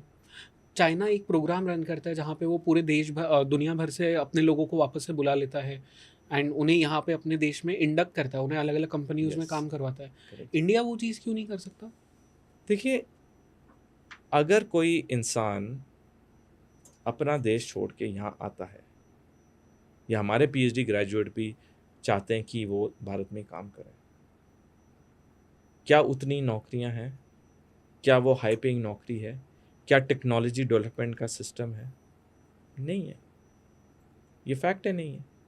लास्ट ईयर फरवरी में अनाउंस हुआ हम 3 सेमीकंडक्टर प्लांट लगाएंगे अलग अलग जगह। अप्रैल में जो TSMC है, जो ताइवान का सेमीकंडक्टर मैन्युफैक्चरिंग कंपनी, उसके चेयरमैन ने बोल दिया कि भारत के पास स्किल्ड मैन पावर नहीं है सेमीकंडक्टर बनाने की। तो हमें अपना जो एजुकेशन सिस्टम है उसे चेंज करना होगा, उसे अपग्रेड करके वर्ल्ड लेवल पे लाना होगा। 2015 में शी जिनपिंग के नोटिस में लाया गया कि कोई भी चीन की यूनिवर्सिटी या विश्वविद्यालय दुनिया के टॉप 100 में नहीं है। राइट। हाँ, उन्होंने एक उसके लिए भी प्रोग्राम रन किया था। मैंने आई थिंक आपके Right. लास्ट प्रोग्राम बात की, वर्ल्ड क्लास 2.0 प्रोग्राम हुआ। Right. अब चीन की 6 यूनिवर्सिटीज टॉप 10 में। मेरे कहने का मतलब है, देखिए जहाँ तक सरकारें की बात है, सरकारें तो अपना विजन देती हैं, हमारी सरकार ने भी विजन बहुत अच्छा दिया है, काम तो नीचे वालों ने करना है। हर चीज़ में तो मंत्री या प्रधानमंत्री या स्टेट मिनिस्टर नहीं जा सकता है। It is natural, they can't go, they have so many responsibility. हमारे जो नीचे के लोग हैं, अफसर हैं, कोई भी लेवल के, they have to be accountable and responsible. That is missing. मैं एक छोटा एग्जांपल देता हूँ। 2 साल पहले मैं अपनी वाइफ और कुछ फ्रेंड्स के साथ, वाइफ्स के साथ, हम सारे 5 कपल्स हम मलेशिया गए। हफ्ते के लिए मलेशिया में रहे। हमने देखा मलेशिया में जो पब्लिक टॉयलेट्स हैं, कहीं पे भी हम पब्लिक टॉयलेट में गए, वो भारत के 5 स्टार टॉयलेट्स की तरह साफ और सुथरे हैं। भारत में आप किसी पब्लिक टॉयलेट के 100 मीटर के पास नहीं जा सकते, अंदर जाना तो आप भूल ही जाओ। क्यों? क्योंकि हमारे यहाँ अकाउंटेबिलिटी, रिस्पॉन्सिबिलिटी नहीं है। कोई ना कोई तो उस पब्लिक टॉयलेट का इंचार्ज होगा। एक आप डंडा मारिए, वो क्यों नहीं करेगा काम? और उसे डंडा मारने के लिए उसके ऊपर वाले ने करना है, जो म्युनिसिपल कॉर्पोरेशन में जो लेवल्स हैं। आप देखिए चीन ने 2007 में उनके पास बुलेट ट्रेन नहीं थी, उन्होंने सोचा हमें बुलेट ट्रेन होनी चाहिए। 10 साल के अंदर 2017 में वो देश हो गया जो सबसे ज़्यादा bullet train high speed rail है। हमारे यहाँ बुलेट ट्रेन को कितना साल हो गया, करेक्ट। आप गिनती कर लीजिए। उन्होंने 10 साल में 0 से नंबर 1 पे आ गए। हमारे यहाँ अकाउंटेबिलिटी रिस्पॉन्सिबिलिटी चाहिए। जैसे आर्मी नेवी एयरफोर्स में बहुत अकाउंटेबिलिटी रिस्पॉन्सिबिलिटी है। एक गलती कैरियर खत्म, और गलती थोड़ी बड़ी हुई, विल बी डिसमिस्ड। एक एग्जांपल देता हूं, अगर आप चीन के किसी शहर में उसके मेयर से मिलो और अपना बिजनेस प्लान प्रपोज करो, अगर वो मेयर आपके बिजनेस प्लान से कन्विंस हो गया, 48 घंटे के अंदर वो आपको जमीन भी दिलवाएगा, आपको लोन या ऋण भी दिलवाएगा, और 48 घंटे खत्म होने से पहले आपको आके नेम प्लेट गिफ्ट करेगा जिसमें आपकी कंपनी का नाम होगा, जो अपने ऑफिस या फैक्ट्री के बाहर लगा सकते हो। 48 आवर्स ओनली। आप यहां देख लीजिए। मैंने शुरू में कहा चीन मेरा दुश्मन देश है, हमारा दुश्मन देश है, लेकिन आपको उससे भी कुछ सीखना होगा। और ये चीज एक ही पॉइंट पे बॉयल डाउन करती है, अकाउंटेबिलिटी रिस्पॉन्सिबिलिटी। एक कॉमन है, दुनिया कहती है चीन ने तरक्की की, वहां पे एक ही पॉलिटिकल पार्टी है, मान लिया एक ही पॉलिटिकल पार्टी के फायदे हैं, लेकिन क्या हर वो देश जहां एक पॉलिटिकल पार्टी है वो सुपर पावर बन गया? नहीं, क्योंकि आपको अकाउंटेबिलिटी रिस्पॉन्सिबिलिटी ही लेके जाएगी। टारगेट्स अगर हैं, उस टाइम पे टारगेट्स मीट होंगे। जैसे कॉर्पोरेट सेक्टर में होता है, अगर आपके बॉस ने आपको टाइम दिया है, deadline, you have to meet it. लेकिन हमारे पब्लिक सर्विसेज में नहीं। जैसे मैंने वॉशरूम का, बाथरूम का एग्जांपल दिया, आप 100 मीटर के अंदर उस बाथरूम के पास नहीं जा सकते। आप कोई भी शहर में चले जाइए, you can't use a public toilet. So we have to have that accountability and responsibility. मैंने एक आर्टिकल लिखा जब ये डोनाल्ड ट्रम्प ने टैरिफ किया, great leap forward for India, the great Indian leap. हमारे पास 5 साल का समय है, 2025 से 2030 तक, जब तक वो मेडॉक डैम नहीं बनेगा। इन 5 साल में हमने टाइगर की तरह का छलांग मार ली तो हम 2 फ्रंट वॉर जीत जाएंगे।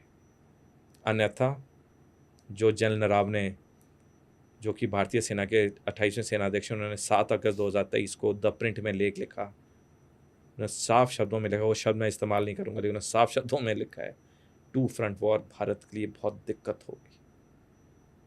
हमारे पास 5 साल का समय है।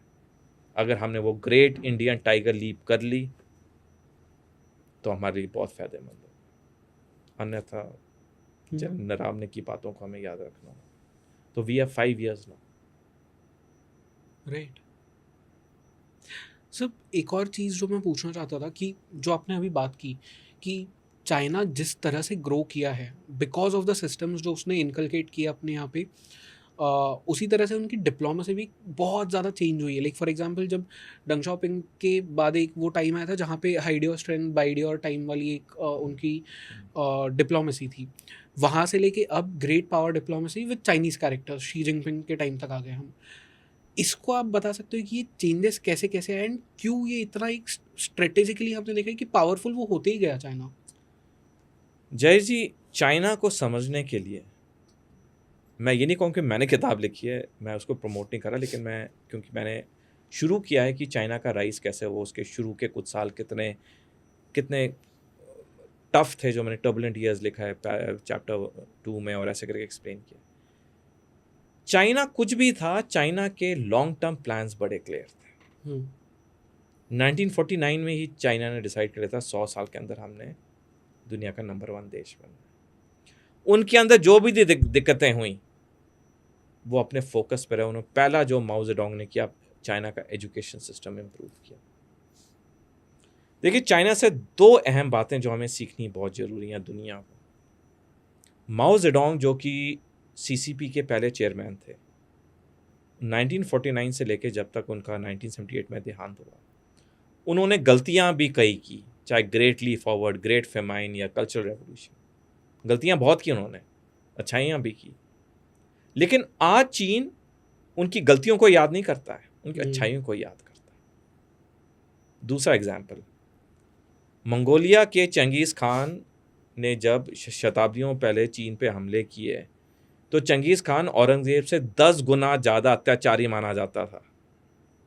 लेकिन आज चीन चंगेज़ खान की बातें नहीं करता है। क्यों? क्योंकि चीन बिलीव करता आपने अगर ज़िंदगी में तरक्की करनी है, आपने आगे देखना है। जब हम सड़क पे चलते हैं, हम तेज़ चलना चाहते हैं, हम कैसे चल सकते हैं? या हम आगे देख के चलें या पीछे देख के चलें? अगर हम पीछे देख के चलेंगे, हमारी स्पीड होगी? नहीं होगी। इतिहास से सबक लीजिए, लेकिन इतिहास को बार बार उछालिए मत। जो तब हुआ वो अलग परिस्थितियां थी, जो पहले नेताओं ने किया वो अलग परिस्थितियां थी। जब पार्टीशन हुआ 1947 में, जयेश जी, मेरे दादाजी अपने 9 बच्चों के साथ और वाइफ के साथ पाकिस्तान से इंडिया माइग्रेट हुए। जो उनकी जायदाद थी, मकान थे, ज़मीन थी, सारी पाकिस्तान में। उनकी जेब में 17 रुपये थे जब वो दिल्ली आए पाकिस्तान से। और तब जितने रेफ्यूजीज थे उनको कहीं ना कहीं घर दे रहे थे। उनको पहाड़गंज में एक कमरे का घर मिला। एक कमरे में 11 लोग थे, 9 बच्चे, हस्बैंड वाइफ। बाथरूम भी नहीं था उस एक कमरे के घर। अब क्या मैं रोता रहा हूँ कि जी मेरे दादाजी बड़े गरीब थे, दादाजी 17 रुपये के साथ, दादाजी की जायदाद नहीं जाती, आज मैं भी अमीर होता? मैं रोता रहा हूँ? नहीं। अगर मैं रहूँगा तो क्या होगा? मैं अपनी मेहनत नहीं कर पाऊँगा। भाई मेरे दादाजी आए, वो अपनी परिस्थितियों में आए, उनके हालात अलग थे। मैं क्यों उनके बारे में बोलता रहूं कि उनके पास ये नहीं था, वो नहीं था? आज जो मैं हूं, मैं अपने लिए रिस्पॉन्सिबल। ये चीज़ चीन के साथ है। उनके अंदर भी बड़ी दिक्कतें हैं। हम वीगर मुस्लिम्स के बारे में जानते हैं अच्छी तरह। उनके अंदर भी हान कम्युनिटी और दूसरों के बीच में दिक्कतें हैं, लेकिन वो दिक्कतों को प्ले अप नहीं होने देते, क्योंकि उनका फोकस है आगे देखना, तरक्की करना। आपको हैरानी होगी जयेश जी जान के, 1950 में जब महज 3 साल हुए थे भारत को आज़ाद हुए और पाकिस्तान को नए देश में उभरे, भारत, पाकिस्तान और चीन में पाकिस्तान की अर्थव्यवस्था सबसे अच्छी थी। नंबर 2 पे भारत था, तीसरे पे चीन था। पाकिस्तान की पर कैपिटा जीडीपी 1950 में 83.3 अमेरिकी डॉलर थी। भारत की थोड़ी कम 82.2 अमेरिकी डॉलर थी। चीन की सिर्फ $56 थी। आज आप देखिए चीन का। तो मेरे कहने का मतलब है, एक सबक और सीख जो हमें चीन से नहीं चाहिए, आगे देखिए। पीछे जो हुआ सबक और सीख लीजिए, ताकि वो चीज़ें दोबारा ना हो, कहानी खत्म हो। लेकिन बार बार इतिहास को उछालना, जब इतिहास को उछालते हैं आप, कई लोगों को पीड़ा देते हैं, कई लोगों को लगता है मेरे पूर्वजों के साथ ये हो रहा है। छोड़ दीजिए उसको, आगे फोकस करिए। जब हम आगे फोकस करेंगे, हम तेज चलेंगे। तो जो आपका प्रश्न है कि चीन ने कैसे किया, चीन ने पहले अपनी अर्थव्यवस्था पे कंसंट्रेट किया। सबसे पहले एजुकेशन पे किया, अर्थव्यवस्था पे किया। जब उसके बाद बेशुमार पैसा आ गया, तब उसने एग्रेसिव डिप्लोमेसी शुरू की। क्योंकि चीन, जो मैंने किताब में भी लिखा है, चीन दुनिया के उन कुछ राष्ट्रों में से था जिसने 1949 में रियलाइज़ किया कि जब तक पैसा नहीं है तुम्हारी बात कोई नहीं सुनेगा। ये हकीकत है। हम माने या ना माने, लेकिन बेचारे गरीब इंसान जो भिखारी है सड़क पे, उसकी बात की क्या वैल्यू है? मैं एक एग्जांपल दे रहा हूँ नॉर्मल तौर पे। वही चीज़ कोई पढ़ा लिखा आदमी, कोई अमीर आदमी बोलेगा, वो ब्रेकिंग न्यूज़ आ जाएगी। जबकि वही चीज़ उस बेचारे भिखारी ने भी सही बोली। चीन ने इस चीज़ को रियलाइज़ किया कि पहले अपनी आर्थिक ताकत बनाओ, और चीन ने दुनिया को भनक नहीं लगने दी। चीन ने अपना सर नीचे किया, और चीन ने 80-90 के दशक में जो अर्थव्यवस्था पे काम किया, 11 सालों तक तो उनकी अर्थव्यवस्था डबल डिजिट्स में थी। करेक्ट। और उसके बाद जब पैसा आ गया, फिर उन्होंने कूटनीतिक तौर पे अपनी ताकत दिखानी शुरू की। और जब शी जिनपिंग बने राष्ट्रपति 14 मार्च 2013 को, तब चीन ने सैनिक तौर पे ताकत दिखानी शुरू की। तो चीन ने बड़े एक मेथोडिकल तरीके से अपनी तरक्की की, लॉन्ग गेम खेला, एक लॉन्ग गेम खेला। तो ये लॉन्ग गेम खेलना बहुत ज़रूरी होता है, लोगों के लिए भी, निजी ज़िंदगी में, और देशों के लिए भी। पहले पहले अपनी जेब को अच्छा करिए, जेब को ताकतवर करिए। एक बार आपके पास बेसिक पैसा आ गया तो बहुत चीज़ें सॉल्व हो जाती हैं। करेक्ट। जहाँ पे सबसे गरीब देश था तीनों देशों में 1950 में, चीन, भारत, पाकिस्तान कंपेयर, आज चीन मीलों आ गया। और पाकिस्तान जो नंबर 1 पे था तीनों में, अपनी गलत नीयत और नीति की वजह से आज बिल्कुल कंगाल की तरफ बढ़ चुका है। तो आप देखिए कितना अच्छा एग्जाम्पल आ रहा है, 3 देशों में, एक सबसे गरीब था वो कहाँ पहुंच गया, एक जो सबसे अमीर था वो फटीचर हो गया। So your policies are important. आपकी नीयत और नीतियां बहुत जरूरी, और यही इंसान को बनाती हैं, यही देशों को बनाती हैं, और यही आज चीन का डिप्लोमेटिक स्ट्रेंथ है कि उनके पास फाइनेंशियल स्ट्रेंथ है, पैसा है, तो उनकी डिप्लोमेसी भी स्ट्रांग है, करेक्ट, उनकी सेना भी स्ट्रांग है। Make sense, yes, that is it, right. And sir, जो एक और बात भारत और चाइना के रिलेशंस में होती है वो बॉर्डर डिस्प्यूट के बारे में होती है।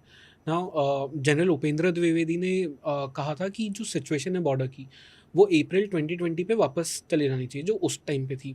बट जो अभी डिसएंगेजमेंट के बारे में बातें हुई है या जो भी हमारे टॉक्स हुए विद चाइना, वो इतने रियलिस्टिक लगते नहीं है, और ना ही ऐसा लगता है कि चाइना डिसएंगेज करना चाहेगा। What is your reading of this? My reading is very clear Jayesh ji, China कोई इंटरेस्टेड नहीं है इन चीज़ों में। चाइना सिर्फ टाइम बाय कर रहा है। किस चीज़ के लिए? 2030 तक जब मेडॉक डैम बनेगा। जब हमने धारा 370 हटाई 5 अगस्त को, तो 9-10 अगस्त को शाह महमूद कुरैशी, जो कि उस वक्त पाकिस्तान का विदेश मंत्री था, वो चीन गया। 9-10 अगस्त 2019 को चीन में रहा, चीन के सारे बड़े नेताओं से मिला। चीन ने उसको बोला अभी तू शांत रहे, पाकिस्तान शांत रहे, अपने अंतर्राष्ट्रीय फोरम पे मुद्दे उठाते रहो, हम करेंगे जब वक्त आएगा कुछ। और वापस आ गए इस आश्वासन के साथ कि चीन कुछ करेगा। अगले दिन 11 अगस्त 2019 को हमारे विदेश मंत्री गए डॉक्टर जयशंकर, उन्होंने चीन के लोगों को समझाया, चीन के नेताओं को समझाया कि हमें ये धारा 370 क्यों हटानी पड़ी, क्योंकि ये वहाँ पे विकास में बाधा करी। और ये बात सही है जो मैं एक्सप्लेन करूँगा अपने निजी एक्सपीरियंस। चीनी नेताओं ने सुना, लेकिन वो मन तो उन्होंने 2 दिन पहले ही बना लिया था कि हमने करना है जो पाकिस्तान चाहेगा। तो हमारे विदेश मंत्री वापस आ गए और चीन ने अपनी सेना को बोल दिया कि जैसी बर्फ़ पिघलती है ईस्टर्न लद्दाख में कार्रवाई करो। अगले साल अप्रैल में जब बर्फ़ पिघली, उसके बाद जो तनाव शुरू हुआ वो हम जानते हैं, गलवान वैली और ये सब हुआ। अब मैंने पॉइंट बोला कि धारा 370 के बारे में पर्सनल एक्सपीरियंस देना चाहूँगा। जब मैं सेना में सर्विस में था और मैं पटन नामक शहर में तैनात था, जो कि श्रीनगर और बारामुल्ला के बीच में है, पटन। ये 2009-10 का समय है जो बता रहा हूँ। इतना पथराव होता था वहाँ, दिनों तक सेना की कॉन्वॉय रोड पे नहीं जा सकती थी, इतने बुरे हालत थे जम्मू कश्मीर के। जब हम रात को सोते थे, AK-47 मेरे बगल में होती थी, मैगजीन बुलेट्स की लोडेड, सिर्फ सेफ्टी कैच एस पे ताकि एक्सीडेंटली ट्रिगर ना दब जाए। अगर मैं अपने कमरे से ऑफिसर मेस खाने के लिए जाता था, चाहे रात को दिन में, AK-47 मेरे साथ रहती थी। वहाँ पे 1 महीने के लिए फैमिली बच्चे अलाउड होते हैं, तो 1 महीने के लिए मेरे फैमिली और बच्चे आए, वाइफ आई। 1 महीने के लिए जब मेरी वाइफ और बच्चे मेरे साथ रहे, तो बंदूक हमेशा मेरे साथ रहती थी। अगर हम चारों खाने के लिए जाते थे, AK-47 मेरे साथ रहती थी। ये हालात थे। पथराव के बताए दिनों तक कॉन्वॉय नहीं चलती थी, लेकिन धारा 370 हटने के बाद देखिए कितनी शांति आ गई। कोई पथराव का इंसिडेंट आया? एक भी नहीं आया। तो हमारे जो विदेश मंत्री ने बोला चीनी हुकूमत को, सही बोला कि धारा 370 कश्मीर के विकास के लिए बाधा थी। ये सही है स्टेटमेंट, लेकिन चीनी हुकूमत, जैसे मैंने कहा, वो इंटरेस्टेड ही नहीं थी। और उसके बाद जैसी बर्फ़ पिघली, गलवान वैली वाला हुआ, ईस्टर्न लद्दाख को, वो तो शांति आज तक चीज़ें नॉर्मल हुई नहीं। तो जो हमारे सेनाध्यक्ष का बयान है बिल्कुल सही है कि उस लेवल पे जाना चाहिए, लेकिन वो जाएगा ना, उस लेवल पे जाएगा ना। आतंकवाद जम्मू कश्मीर में ख़त्म होने देगा पाकिस्तान, क्योंकि अब वो वेट करें 2030 के मेडॉक डैम के निर्माण ख़त्म होने के लिए। उसके बाद ये दोनों 2 फ्रंट वॉर करेंगे, जब पहला वार पाकिस्तान करेगा जम्मू कश्मीर के लिए और चीन समर्थन के लिए अरुणाचल प्रदेश में अटैक करेगा। और पाकिस्तान क्या मुद्दा उठाएगा आक्रमण करने के लिए जम्मू कश्मीर में, कि क्योंकि वहाँ पे अस्थिरता, अशांति है, लोग नाखुश हैं, इसलिए मेरे को हमला करना पड़ा। ये इनका प्लान है। ना आतंकवाद ख़त्म होगा जम्मू कश्मीर में, ना ये चीन अपनी सेनाओं को वापस लेगा अप्रैल 2020 से पहले वाली नहीं करेगा।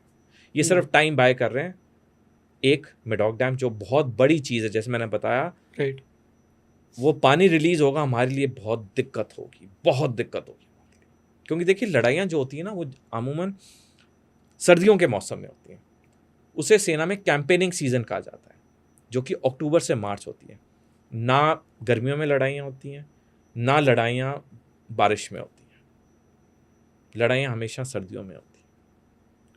चाहे 71 की वॉर थी, हमें फील्ड मार्शल मैनेक्शॉ की बात याद अच्छी तरह Right. होगी, जब प्रधानमंत्री इंदिरा गांधी ने कहा कि अप्रैल के 30 हफ्ते में हमला करो, तो फील्ड मार्शल मैनेक्शॉ ने बोला, मैडम अगर मैं अप्रैल के 30 हफ्ते में हमला करता हूँ तो मैं आपको हार का आश्वासन देता हूँ, रेजिग्नेशन दे दिया था हाँ, उन्होंने। लेकिन अगर मैं दिसंबर में करता हूँ मैं आपको जीत का आश्वासन देता हूँ।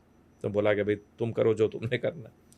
तो लड़ाइयाँ सर्दियों के मौसम में होती हैं, सर्दियों के मौसम में ही ये पानी को रिलीज़ करेंगे। तो ये पूरा जो ये कर रहे हैं, ये सिर्फ एक दिखावा है, पाखंड है। इनके सैनिक उद्देश्य बिल्कुल क्लियर हैं उनकी तरफ से। ओके। एंड सर, ये जो आप बात कर रहे हो इस डैम की, मैडॉक डैम की, 2030 तक का आपने कहा कि हमारे पास में टाइम है। 2030 तक भारत को ऐसे क्या स्टेप्स लेने होंगे कि हम इससे डील कर पाए? बिकॉज जब हम देखते हैं कि इंडस ट्रीटी की भी अगर हम बात करें, अब तो हमने उसे कहा है कि अबेंस में है, बट स्टिल हम पाकिस्तान के साथ में फ्लड डेटा तो एटलीस्ट शेयर कर रहे हैं ताकि वहाँ के लोगों को कोई प्रॉब्लम ना हो। बट चाइना हमारे साथ में कुछ किसी तरह का डेटा शेयर नहीं करता। तो how do we deal with this problem?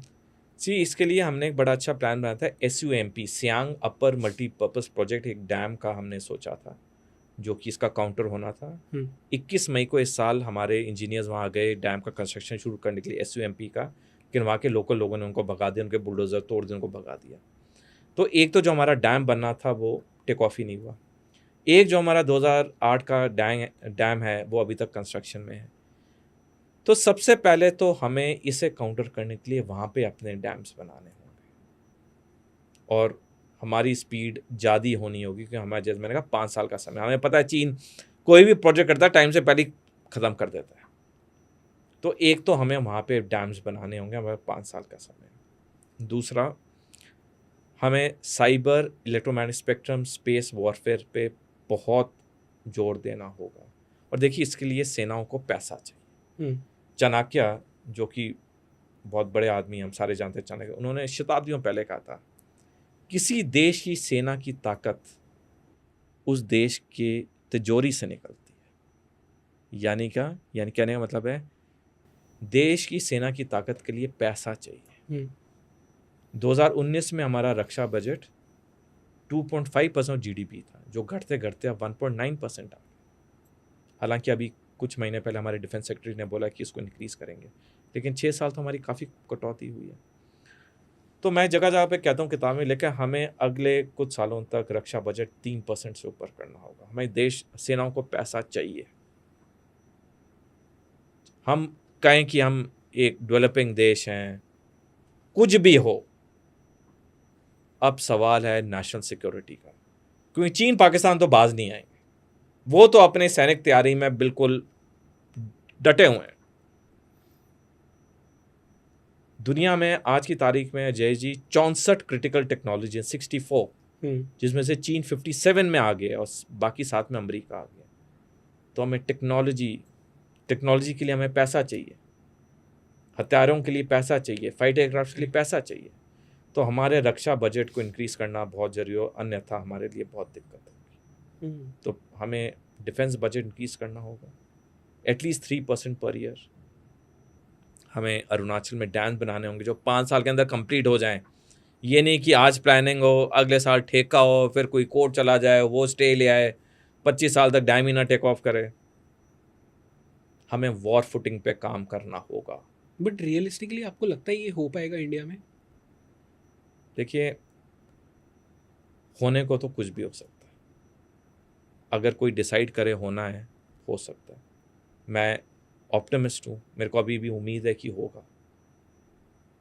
लेकिन अगर आप पास से देखें तो थोड़ा मुश्किल भी लगता है, क्योंकि जैसे हमारे प्रोजेक्ट्स डिले होते हैं, टेक ऑफ ही नहीं होते। करेक्ट। तो देखिए, अब तो राष्ट्रीय सुरक्षा की बात आ गई है। अब तो जैसे मैंने बताया, डिप्टी चीफ ने बोल दिया कि सिंदूर के वक्त चीन पाकिस्तान को रियल टाइम इंफॉर्मेशन दे रहा था। चीन ने ऑलरेडी बोल दिया कि वो J-35 fighter 5th generation aircraft Pakistan को देगा, PL-21 देगा। कहने का मतलब है कि वो तो दोनों अपनी तैयारी कर रहे हैं। चीन का चाहे साइबर हो चाहे कुछ भी, उसके बारे में तो हम बहुत बात कर चुके हैं पहले, सारे जानते हैं कितना आगे है स्पेस में, उसमें कितना आगे। तो अल्टीमेटली हमारे पास क्या है, हमारा 5 साल का समय, 5 साल में एक होल ऑफ नेशन अप्रोच चाहिए होगा। करेक्ट।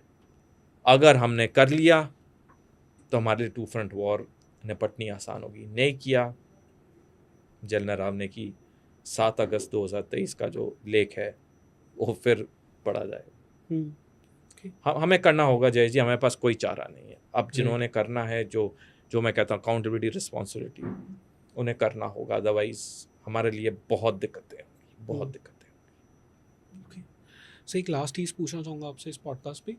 करंटली हम 2025 के टुवर्ड्स एंड अब बढ़ रहे हैं, एंड वी आर सीइंग कि मेजरली 2 बहुत बड़े हॉट वॉर्स हम देख रहे हैं। एक रशिया यूक्रेन वाला इशू है, एक इजराइल वर्सेस, अब उसे गाज़ा कहिए, हमास कहिए, जो भी कहना है। बट उसी के साथ साथ में बहुत सारे और स्कर्मिशेस भी देखे, एंड शॉर्ट वॉरफेयर भी हमने देखा, जैसे इंडिया पाकिस्तान के बीच में जो हुआ, उसी के बीच में इसराइल ने एक बार ईरान पे हमला कर दिया, कतार में उसने भी एक ऑपरेशन किया है वो। ऐसे ही बहुत सारे और देशों के बीच में भी चीज़ें हो रही है। और आपने कहा कि 2030 तक का भारत के पास समय है चाइना से डील करने के लिए। वो डू यू थिंक कि हम धीरे धीरे स्टेप बाय स्टेप वो एक डेट के पास पहुंच रहे हैं जहां पे we'll call all of this probably world war? देखिए, अगर हम टेक्निकल डेफिनेशन में जाएं, जैसे वर्ल्ड वॉर होती है जब सुपर पावर्स युद्ध में आती हैं, जब सारी सुपर पावर्स युद्ध में आती हैं। आज की तारीख में रूस लड़ रहा है यूक्रेन से, बाकी दोनों सुपर पावर्स युद्ध में नहीं है।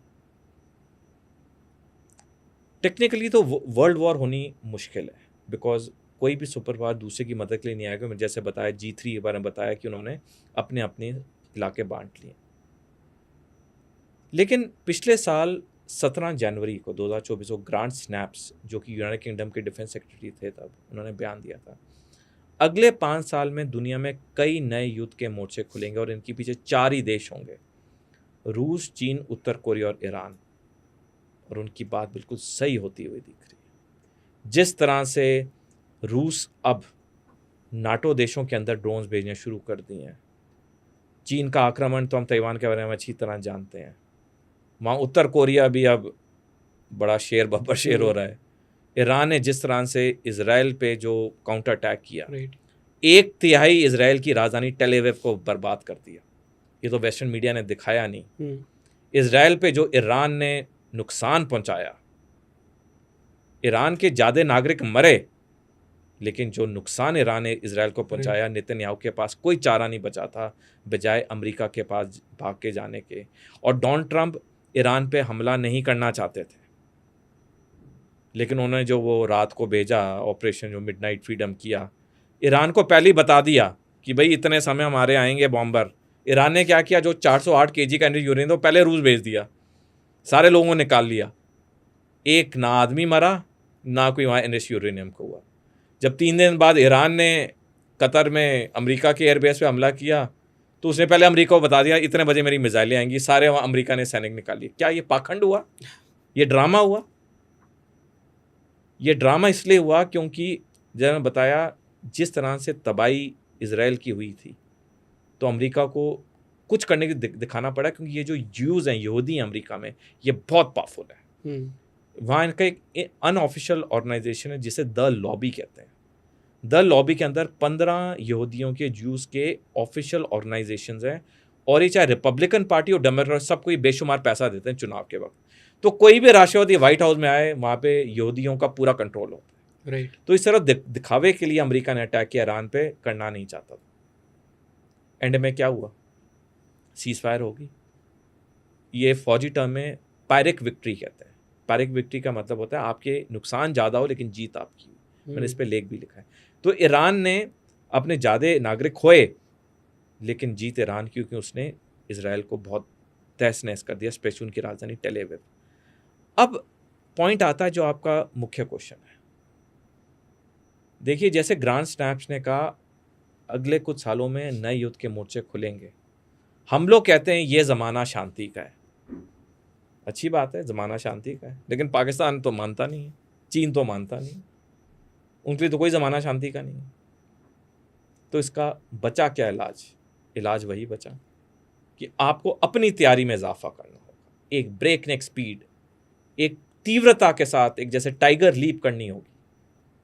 बात वहीं पे आ जाती है। हम कुछ भी बोले, हम शांति प्रिय देश हैं, हम लड़ना नहीं चाहते, पर वो तो लड़ना चाहते हैं। करेक्ट। जब वो हम पे हमला करें, हम लोग तो थोड़ी ना बोलेंगे हम शांति प्रिय देश हैं।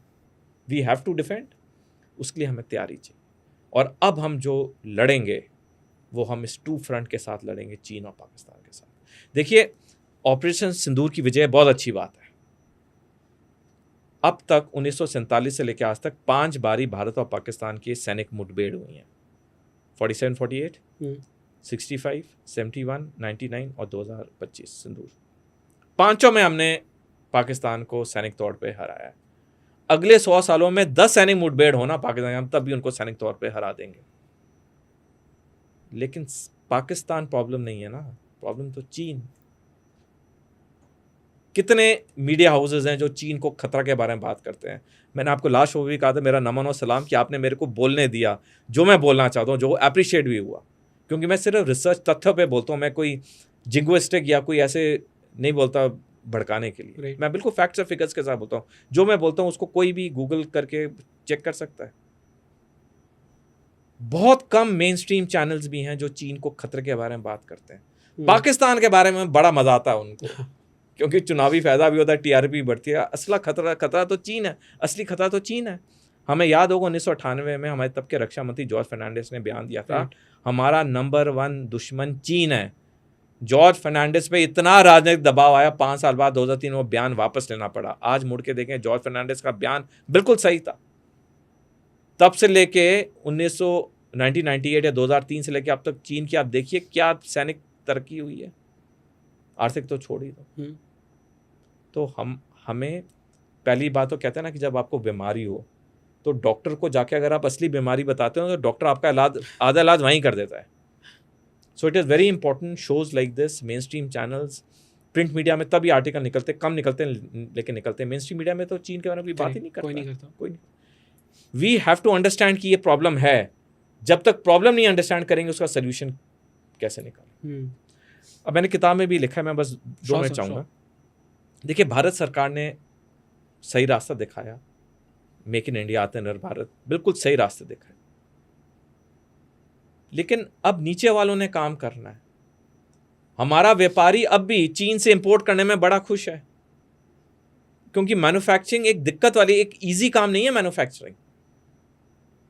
लेकिन हमारे व्यापारियों को बनाना होगा, मेक इन इंडिया करना होगा। बेशक उनका मुनाफा कम हो, भाई उन्हें देश हित के लिए तो कम मुनाफा करना पड़ेगा। आसान है कि आप चीन से जाके सामान ले आइए, आपका मुनाफा ज़्यादा होगा। एक एग्जाम्पल देता हूँ, चीन का जो स्टील बनता है 60% चीन में बना हुआ स्टील भारत आता है। क्यों? क्योंकि चीन के जो स्टील उत्पादक हैं वो खरीदार को 1 साल का लाइन ऑफ क्रेडिट देते हैं। भारत में जो स्टील की कंपनियां हैं वो स्टील के खरीदार को 3 महीने का लाइन ऑफ क्रेडिट देती हैं। तो व्यापारी कहता है भाई मेरा तो इतना बचत हो रही है, मैं तो चीन से लाऊंगा।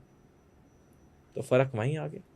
एक मैंने स्टील का ही दिया, बाकी कितने एग्जाम्पल्स। करेक्ट। सोलर एनर्जी के लिए भी हमारा एक टारगेट था कि 2030 में हमें बनना है सोलर पावर, बट हम 2025 में बन गए। बट जो हमारे इंपोर्ट है फॉर क्रिएटिंग सोलर एनर्जी वो पूरा चाइना पे डिपेंडेंट है। तो बात वहीं आ गई कि जब तक हम अपने देश में नहीं बनाएंगे तब तक हम चाइनीज़ इकोनॉमिक ग्रिप में हैं। सरकार ने तो दिशा दिखा दी है, अब हम जैसे लोगों ने काम करना है, चाहे व्यापारी हो चाहे ट्रेडर हो, करना उन्होंने। भाई हम कहते हैं कि जी मेक इन चाइना नहीं खरीदना, मेक इन इंडिया खरीदो। जब एक आम नागरिक बाहर जाता है बाजार में, करे क्या वो, एक 2021 की वर्ल्ड इनइक्वालिटी रिपोर्ट है जिसमें है भारत में 90% लोग की मासिक आय 25,000 से कम है। 90%। अब आप सोचिए 90% लोगों की आय, मासिक आय 25,000 से कम है। जब वो आदमी बाजार में खरीदने जाएगा उसके पास ऑप्शन क्या है? 10 में से 9 चीजें तो मेड इन चाइना है और जो वो एक मेक इन इंडिया वाली चीज है वो बाकियों से महंगी है। अब जिसकी 25,000 मासिक आय है वो सस्ती चीज नहीं खरीदेगा, ऑब्वियसली खरीदेगा। करेक्ट। It is justified. तो आप फ़र्क देख लीजिए। हम्म, तो हमारे व्यापारियों को बनाना होगा देश में, हमारे व्यापारियों को कम मुनाफा करना होगा, और तभी ये चीज़ों का फ़र्क आएगा, नहीं तो right. We are in Chinese group. और एक आखिरी बात कहना चाहूँगा, हम जितना चीन के साथ व्यापार कर रहे हैं, इनडायरेक्टली हम चीन की सेना को ताकतवर कर रहे हैं, करेक्ट। क्योंकि हर डॉलर या हर रुपए का व्यापार जो चीन के साथ हो रहा है भारत का, उसका एक हिस्सा चीन अपनी सेना को ताकतवर करने में कर रहा है, और यही सेना कल हम पे हमला करे। तो अब देखिए इम्प्लीकेशंस कितने ज़्यादा हैं। आखिरी यही कहूँगा, 5 साल का समय है, the great Indian tiger leap 5 साल में होनी चाहिए, हम्म, और वही फ़र्क आएगा। Perfect. I think sir last time जब हमने पॉडकास्ट किया था, वी ट्रेस्ड जो चाइना का इतिहास था उसे ट्रेस किया था, और थोड़ा बहुत हमने फ्यूचर की बात की थी। इस पॉडकास्ट में हमने करंट सिनारियोस को जाना है एंड अपनी ब्लूप्रिंट दिया है नेक्स्ट 5 साल के लिए। एंड अगर वो हो सकता है तो वील बी ऑल ग्रेटफुल कि हमारे देश ने वो सब हासिल किया। नहीं होता है तो कलेक्टिवली हम रिग्रेट कर रहे होंगे आज से 5 साल बाद। But sir thank you so much इस पूरे पॉडकास्ट के लिए। It's always a pleasure and always an honour to have you here, क्योंकि जो आप नॉलेज देते हो सर, आई डोंट थिंक कि कहीं और से मिल सकता है लोगों को, क्योंकि चाइना के बारे में एज यू सेड कि लोग बात ही नहीं करते। So thank you so much sir. Thank you जय जी, आपने फिर मेरे को आमंत्रित किया, मेरे को बड़ा अच्छा लगा। पहला शो भी इतना सक्सेसफुल हुआ, और अब भी आके मेरे को बड़ा अच्छा लगा। और जिस तरह से आप अच्छे थॉट प्रोवोकिंग क्वेश्चंस पूछते हैं, और जिस तरह से आप पूरी आज़ादी देते हैं बोलने की, विच इज़ वेरी अप्रिशिएबल। सो मेरा दिल से धन्यवाद। Thank you so much. जय हिंद। जय हिंद सर।